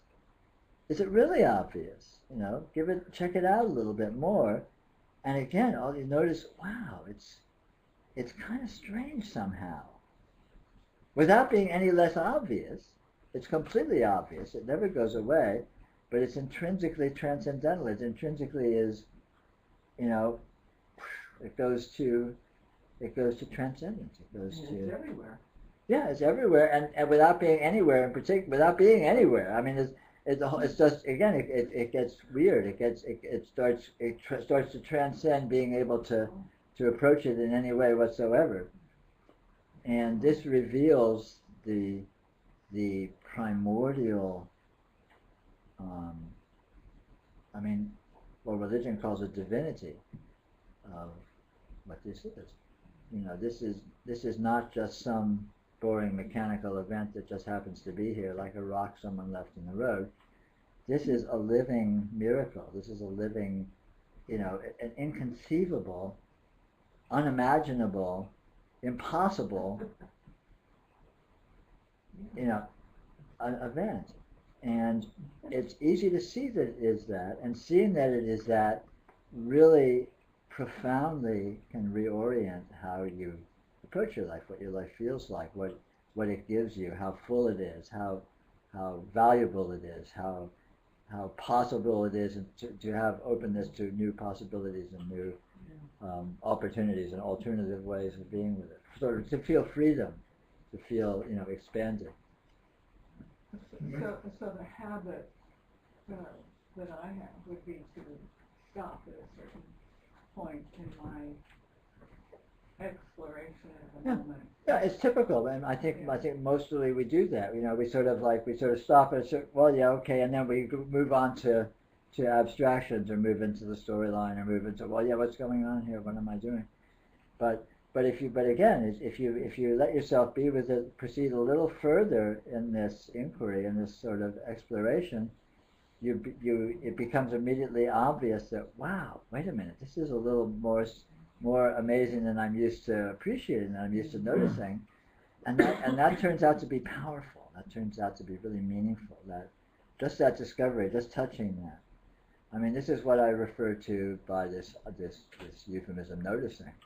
It's just, you know, noticing that this right here is more than you're used to thinking it is. That's all. And in that moreness is never-ending moreness, is limitless moreness, and that is pretty amazing. You know, limitless moreness is kind of a really neat thing, especially with contrast with our accustomed sort of small, little, boring normalcy that we more or less tend to inhabit. Room has gotten much larger based on the discussion. See, I'm increasing the value of real estate, huh? Do I have a buyer? Right, we added a second story.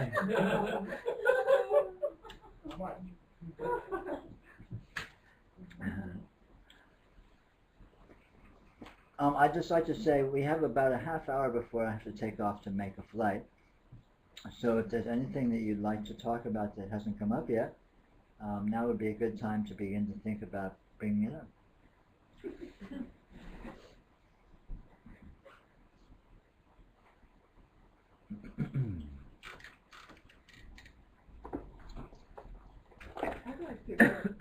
I'd like to bring out this idea of assumptions and expectations. I think that's been one of the most valuable carrying away of hanging on to those kinds of things for me in the last few years. But of course, again, you can't take that forever. I mean, certainly I have to assume when I walk on this floor that it's going to hold me up, or I'd hardly be able to exist. So there's, I mean, it's sort of what you were saying. You can't really hang your hat on any thing that helps, because sooner or later it's going to break down. Is that correct? Yeah. You know, there's two levels to what I would call assumptions, and one level is potentially problematic and the other is not. The potentially problematic level is keeping your assumptions too literally and too conceptually. So if you think, you know, about you know, the floor's going to hold you up, things are going to be okay, or maybe other assumptions like everyone's out to get me, and when I go to the grocery store I have to be really careful, hang on to my bag, or whatever. I mean, all these kinds of assumptions. And these assumptions are fine as far as they go, and they may even have some accuracy to them. But the problem that they have is that they are abstract, they are conceptual, essentially. And let me go on just a little further. There's another layer to this, which might be called assumptions, but which is actually quite different, which is, I would call it energetic participation. Like, for example, which arises from a confidence of participating in your experience directly. But if I'm walking on the floor is a good example. You may say, I have a concept that the floor is going to hold me up, but in actuality, you probably don't. You probably don't even think about it. You probably just get up and walk. And you may walk with a certain amount of carefulness, and if you felt the floor all of a sudden being shaky, you would respond automatically without even thinking about it. And so that's an example of what I would call direct energy. Let's call it energy participation, or participating with energy experientially. And most of our functioning is that. Most of our functioning is not conceptual. You know, I can take a drink of water, and I don't really have to think about it. I know to do that. But picking up the glass, I mean, I can have the concept picking up the glass and describe it as picking up the glass, but when I actually pick up the glass, I'm not thinking that concept at all. It's a movement, and movement is a movement of energy, and I participate in that movement of energy by doing it. I mean, in this instance, and so. Again, you might look at that as a kind of assumption, and conceptually it might be assumption, but if you're with it as a matter of functionality, in other words, it's just a matter of the exercise of your inherent talents, your inherent functionality, your inherent skillfulness at being, at doing, then it's not conceptual, and that's not binding. Oh, okay. See what I mean? Whereas if you are with it more conceptually, then that can be binding, that can be limiting, and the main difference is flexibility. Like, for example, if suppose you're a person who thinks everyone's out to get me, and so every time you go out in public, you're sort of hunkering down and keeping a low profile and keeping to the shadows and hiding your purse or whatever, right? Then there's a rigidity there. There's a lack of flexibility. Whereas when you go out in public, you are flexible. You may find yourself in a situation where it seems appropriate to be defensive, but you don't need to think about it. Then the situation comes up, you just respond. And you know, this is loosely analogous to kind of the popular myths of sort of the Zen master's martial arts. You know, where the less preconception you have, the more skillfully you can participate. Because you're not, so if I was doing karate with you or something, if I have absolutely no idea what you're going to do, then I'm ready for anything, and I can respond more flexibly than if I'm anticipating a certain move and you do something else, then I'm thrown off. I have to switch gears for a second, which hampers my efficiency. So this is a very loose analogy of the relationship between conceptual assumptions, i.e. sort of expectations, right, versus sort of energy participation and functionality, which can look like it embodies a lot of assumptions, but it's different because it's flexible. It's because you're kind of making it up in real time, and you're being responsive and more or less in real time too to actual events. And moving from the one to the other is exactly parallel to moving, like we've been talking about all day, from relating to your experience in terms of what you think it is to relating to your experience as an open-ended participation that is essentially an adventure and a discovery, and then participating in the unknown. So then dealing with people, ideally, you, every encounter with anyone should be like this the first time. Yes, because you don't know what they're going to say. Right. And if you are living that, if you really have no expectation of what they're going to say, then you're just here. And they say what they say, and you say what you say, and it all just, and if they say something different, you can say something different, and it's all the same ease, the same flexibility, the same responsiveness. And it gives more play for intelligence. You see, it gives more play for intelligent engagement because you're not being hampered by having to work within frameworks.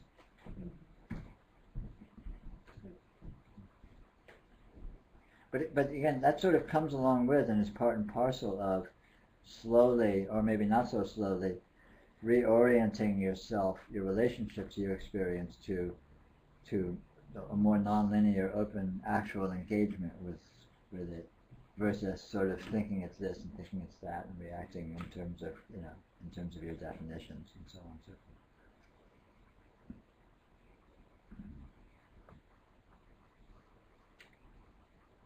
One time I heard you that the darkness is light. Mm-hmm. I actually saw it in Sure. a really dark room, and then there's a light, and it's so kind of a bright white light, but it's in upper side. Mm-hmm. It's moving, constantly moving, Sure. and the dissipate is coming back and things like that. Uh-huh. But there is a light, so there is no complete darkness. No such thing. Right, and when I blink an eye, I can see there's difference between. But actually, when you close the eye, there is a light. Yeah. Always there. Always. So when you blink in the eye, and you can see something between. Uh-huh. Yeah. Where does that come from? What? Where does that light come from? That's the question. Where does all the light come from? Where does all this radiant energy come from? Where does experience come from? Where does consciousness come from? I mean, that's a good koan. Where's it come from? You can't find it. You can't find where it comes from. You can't find where it is. But it's undeniable. And again, that reveals the mysteriousness of this, the transcendence of this. What's happening here is amazing. It's unimaginable, and it's very powerful and transforming to notice that fact.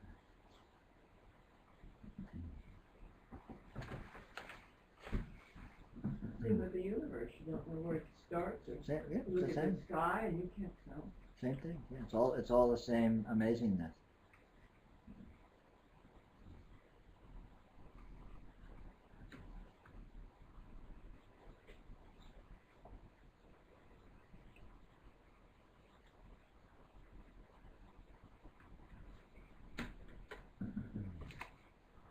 A friend had told me a story about two samurai. One was classically trained, long time classically trained, and the other one was more of a maverick and modern. Actually, that would be better, modern. And those of us of modern styles kind of scoff at classical systems. But he was so adept at his classical system, he didn't have to think of anything. And he could just be before the other one, and the other one couldn't do a thing, because he was mindless pretty much. He was just there, because he was so well trained. And that shows the difference between mastery and technique. Yeah. Mastery employs technique, but it transcends it. So like you might have a musician that might be classically trained, And you might have another musician that might not be classically trained, but if they're both masters, they're functioning at the same level, regardless of technique, because they transcend the technique. At that point, the technique is part of their development, but they don't depend on it anymore. They're spontaneous.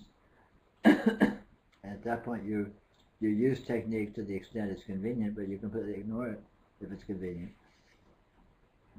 And, this is what we're shooting for here, is mastery with your experience. Letting yourself be with it using tricks, but not needing to. Letting yourself be with it non-linearly. Letting yourself be with it spontaneously. Letting yourself break your own rules. And you discover that mode just by being with this more profoundly as it actually is, because it embodies that. This is incredible. This is intrinsically spontaneous. This event is the epitome of spontaneity. What happens in the present moment is always, inconceivably spontaneous. And so just simply feeling that and seeing that, it teaches spontaneity. Yeah, I had an experience, and I was like, I'm calling it deep authenticity, and it just seems so different. And it wasn't that I actually did anything. I was sitting at my house, and I was imagining myself going to a bookshelf and getting Walt Whitman. We mentioned him, just getting it, which would be like a pleasurable thing to do. And I was seeing myself doing it in a non-referential mode, and it occurred to me that the way I ever do anything normally is, referentially, employing, maybe thinking about time. And who am I who's doing this activity? Defining myself. Mm-hmm. But like I said, I didn't actually do it, but it seemed like maybe this then sort of pure act or something, because I thought, God, I could actually move to the shelf and get this book, and it would be in a totally different mode than I've ever done anything that I remember. And you can find modes of behavior in your normal behavior that at present, even if most of the time you're with your behavior referentially, you'll find some things that you aren't, like you get an itch and you scratch it or something. You'll find if you're vigilant, you can find that kind of spontaneity already present in your experience. It's not something you need to aspire to, or some referentiality, something you need to leave. You can tap into it because it's already present, and by virtue of that fact, you have access to it. You have access to that mode, and you can, appreciate it, and it's a part of you. It's a part of you already, so it's empowering to notice it.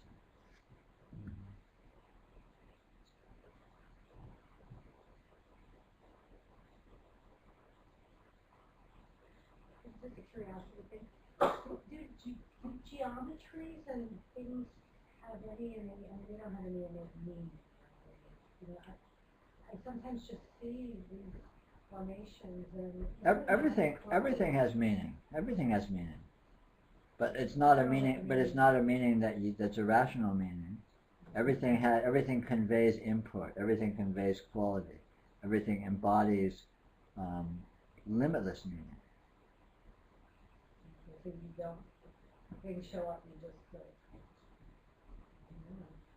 Well, learn from them, be with them intimately, and let them show you what they're showing you, but don't expect that you can say what that is. But be with it in a spirit of appreciation. Be with it like you would be in a museum with a masterpiece. Just like, wow. It's not like you're going to get some answer or some thesis dictated to you or something, but there's a value there. There's a value there that just you're participating in it, you're experiencing it, and how you're receiving it. It becomes a part of you, and that it is intrinsically meaningful and powerful, of course. And some forms are recognizable, but some are very specific that I've seen for years, and they just show up, and I was seeing a couple of them today, so I was just sort of like, I don't have any meaning, I've always been curious, I have my own sense of, I guess I'm not as long.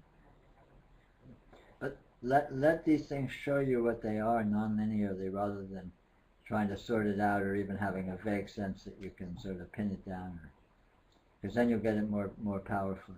One other thing that I was noticing the last few weeks, I've had this odd, maybe I have a disease or something, but, like, you know, when she said, like, you think your feet are on the floor, where the sense of the body suddenly sort of, it's dropped, it's not there, like, in the same, Uh-huh. I don't know how to describe it, you know, happen even sideways, like, just a portion of the body just won't have the normal,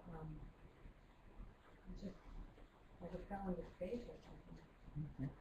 Yeah, but experience can show up as anything, and it can be very flexible. So you can, and it can transform drastically. I mean, so your sense of anything can be very different than it was previously, for no apparent reason. Your sense of I your just noticed, you know, normally you just assume, but then when you have a little thing like that, then you sort of realize, wow, maybe other perspectives come along. Sure. Yeah. Yeah. You know, and there's no limit to how differently you can be with any mode of experience. There's no limit to how differently you can be with your sense of your body. There's no limit to how differently you can be with your sense of space. There's no limit to how differently you can be with your sense of participation, or your sense of participating at a distance, or whatever. I know, I mean, I work sometimes with schizophrenics, so it's very interesting, you know, they'll tell me what they're seeing, and I'm thinking, not so different,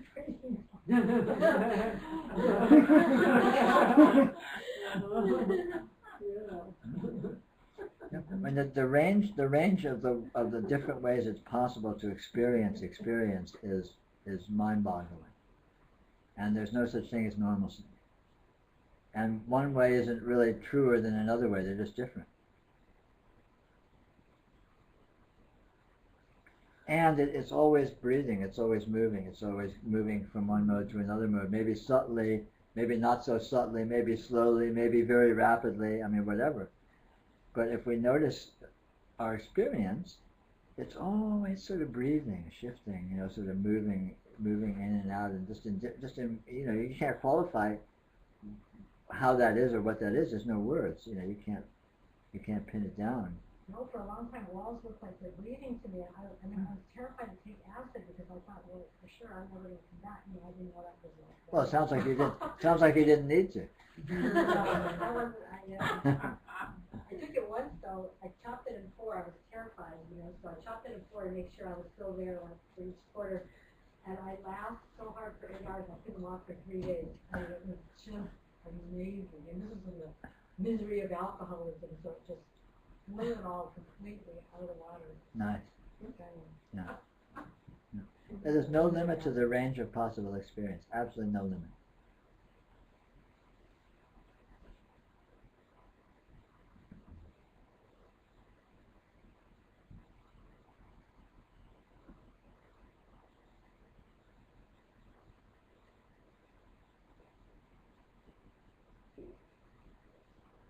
I just so appreciate this is like what you say, everything is more and other, and that's what this is all about. I just get that, like, when you say each moment is supremely spontaneous, and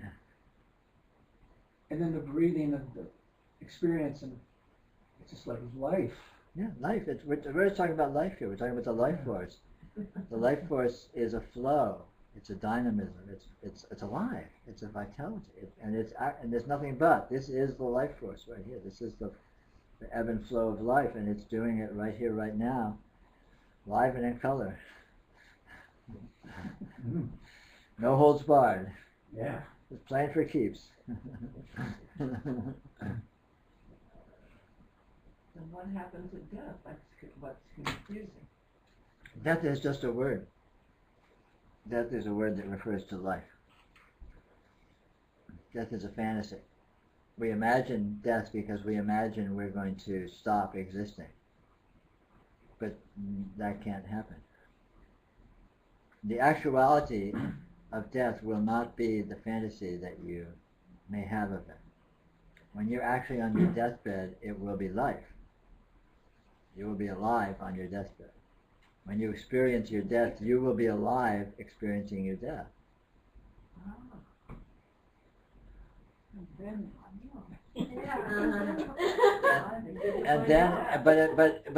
but you say, what then? What now? Yeah. What now? You can't answer that, can you? What now? What is this? Well, I think I can answer that the body has died. That is a then life. Yeah, but that's an abstraction. Is the body alive now? The body's appearing. When you go to sleep at night, does the body appear? The whole world disappears when you're in deep sleep. You mean in my perception? But Well, not of course, in your in perception. reality. Well, is there a reality outside your perception? How do you know that? You think that. It's like the refrigerator light.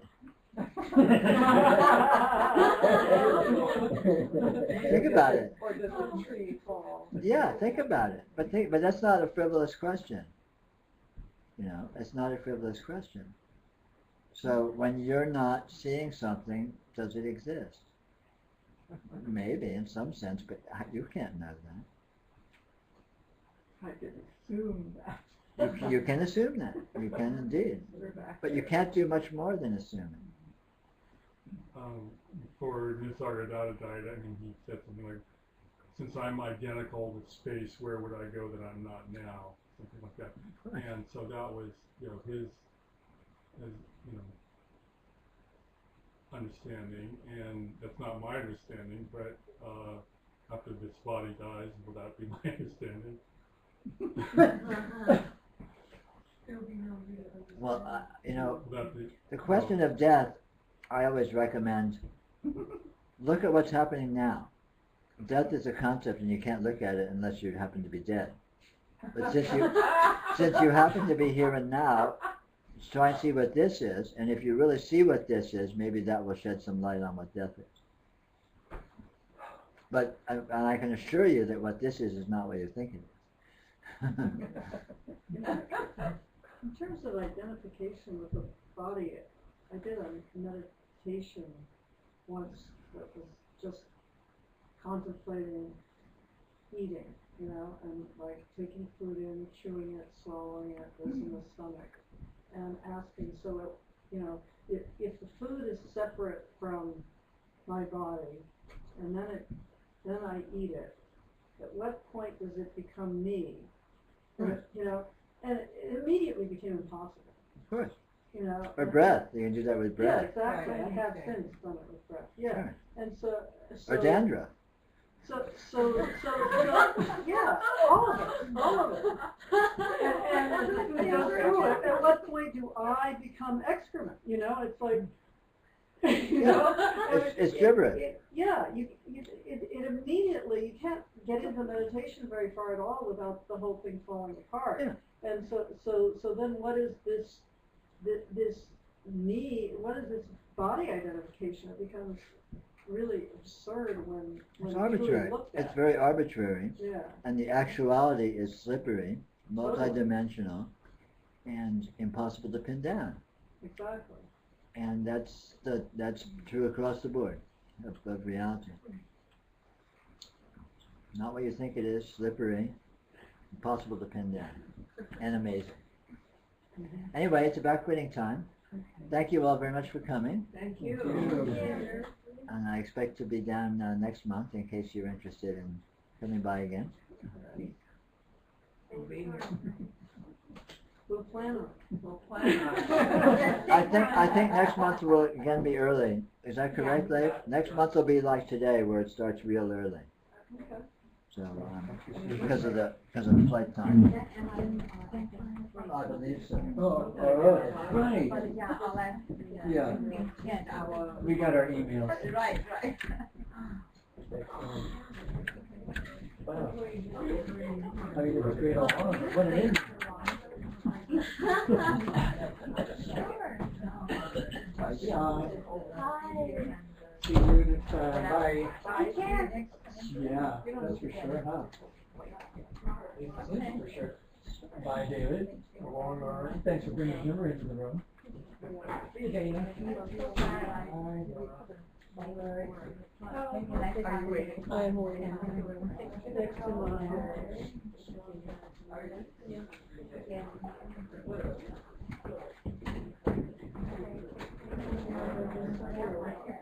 You too. So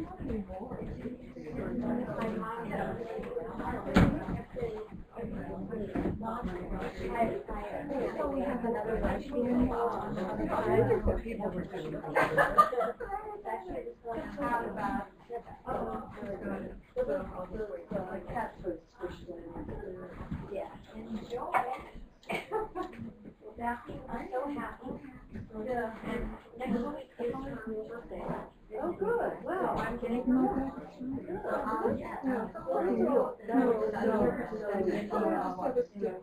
They'll last a while. what I do is there are 2 at a time. Right. And then you're working across the street. Right.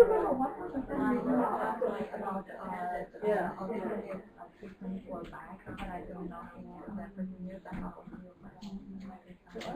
Later. There are things on the internet.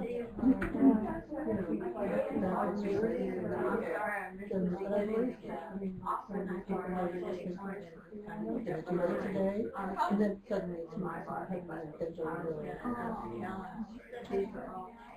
I do go for walks. Such a beautiful day.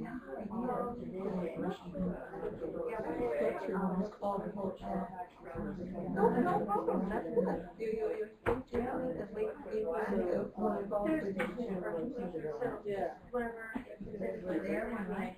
We can see you.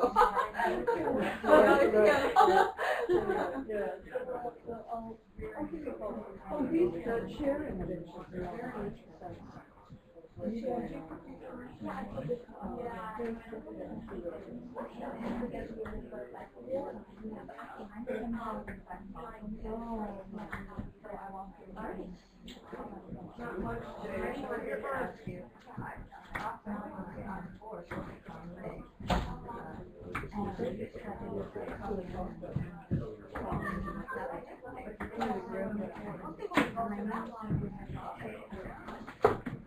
Thank you, dear. Do you have to bring this?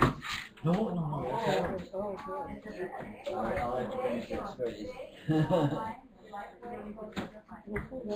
Well, I'm on my way in here. Oh, good. Let me get out of your way, sure.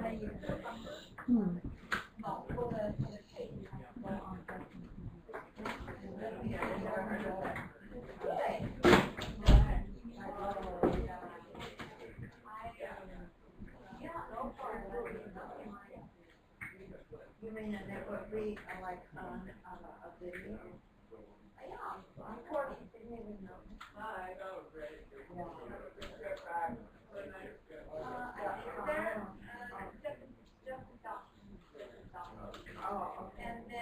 And it doesn't matter if upper or lower case.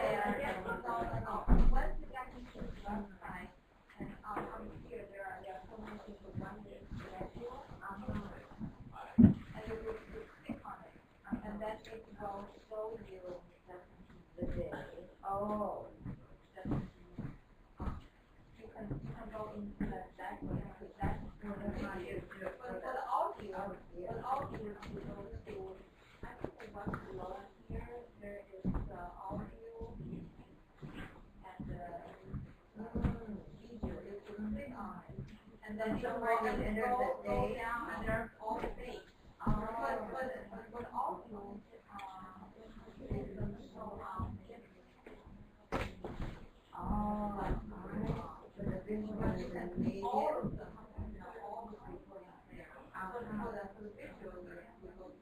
oh, I never read on the media. Thank you, Susan. Thank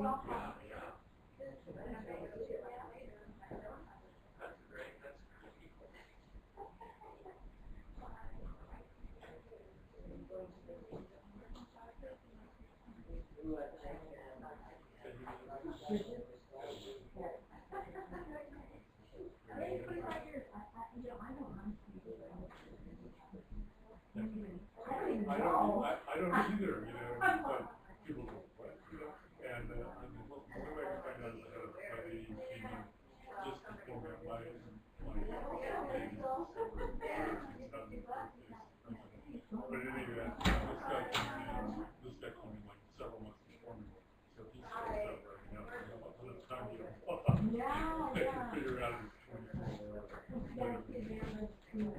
always think that you touch them.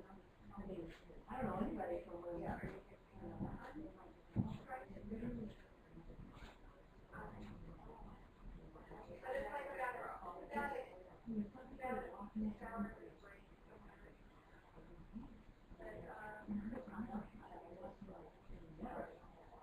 She did actually one time.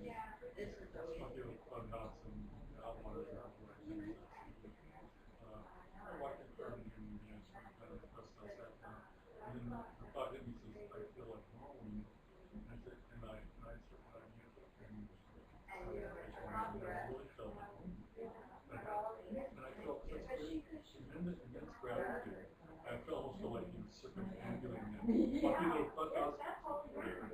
Yeah, because I mean, whatever, you know, whatever the sense of home is, I had it there. You know, there was enough love and acceptance, even though I was saying I'm not a joiner or any of this type of service in there. You know, still I felt. Oh my God, I love to do that with the neighbors. Yeah, I got that kind of so I got to say your eyes. Bill W. Yeah, I think he was part of some early experiments about maybe in terms of curing the alcoholism. That's what I think. Oh, yeah.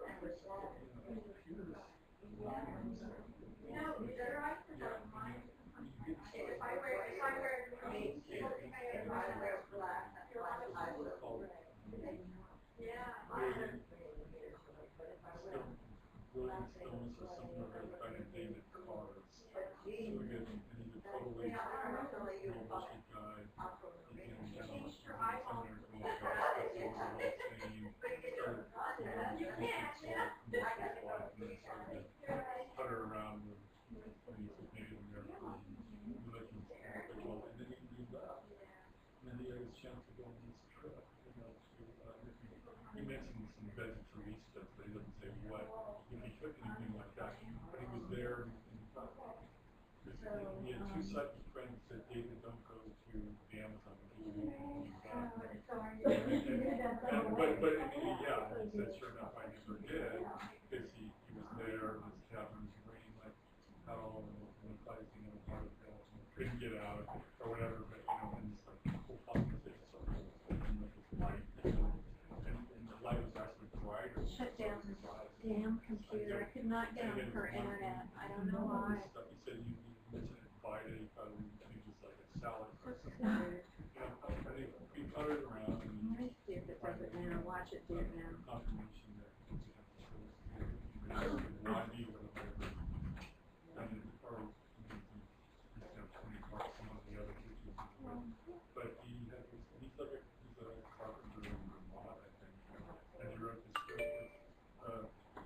book David Carr's C-A-R-Z. And there were a few chapters in called it Journal, you know, where it talks about experience there in this interesting part.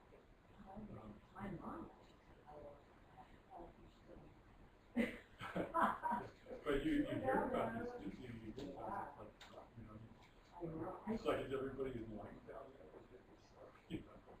well, I mean, you're thinking about it. How he,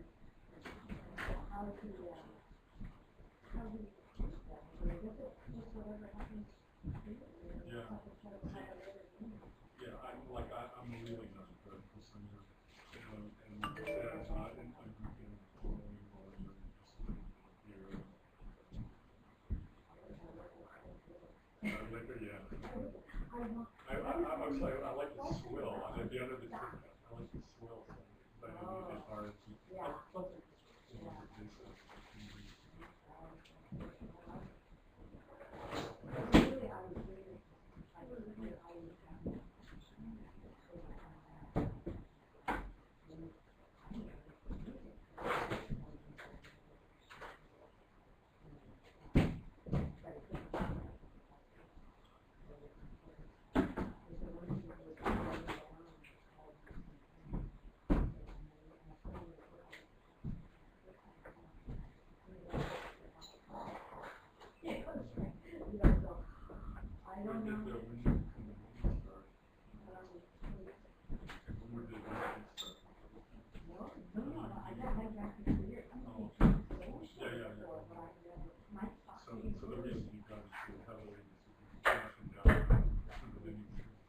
Yeah, I didn't know, I'm sure I don't think that.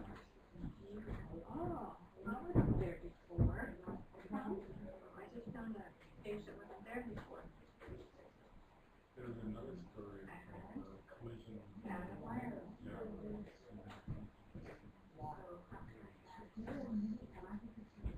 do you want to add it? Add it to the relationship.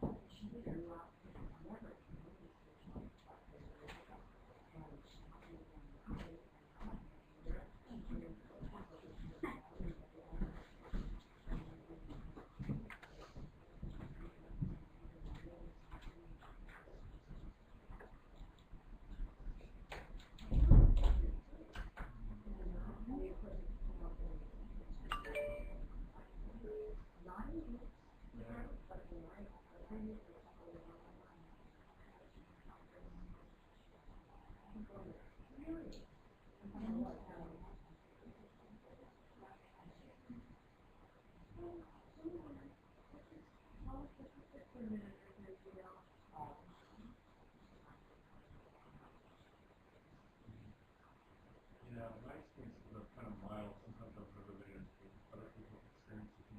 That is really mind-blowing. It's okay because I don't know anything else or anything.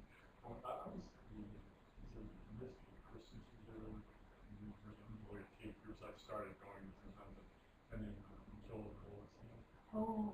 Anyway, we're on Easter, we meet on Monday.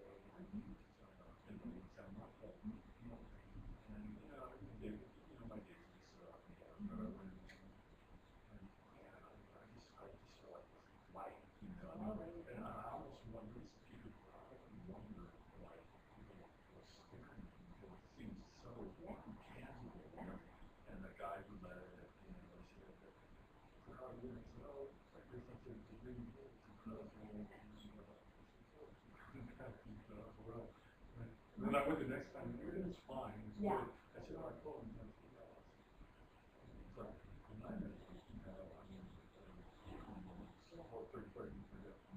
my mind tends to get very still, very blank, I like that, and then I think it increases my sensitivity.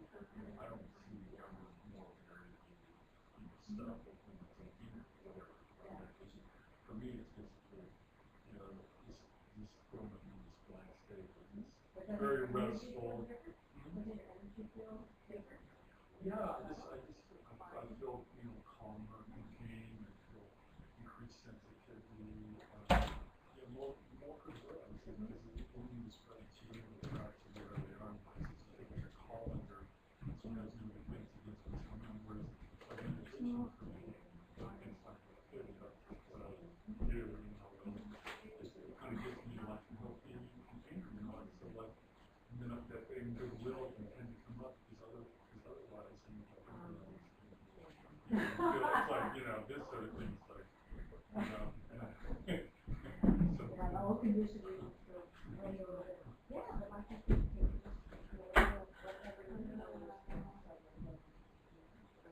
yeah.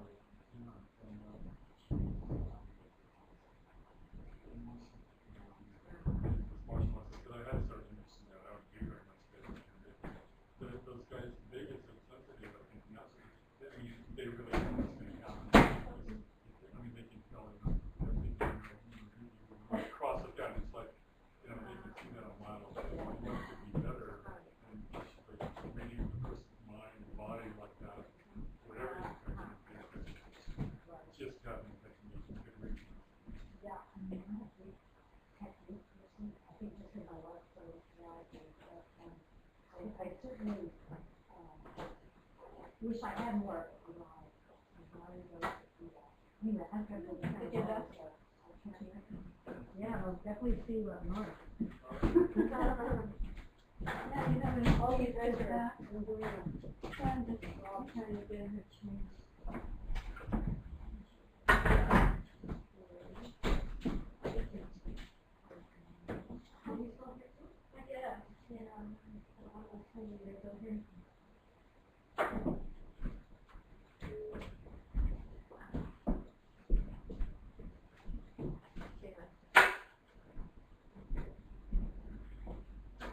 It's a really good little room here. Yeah, it's for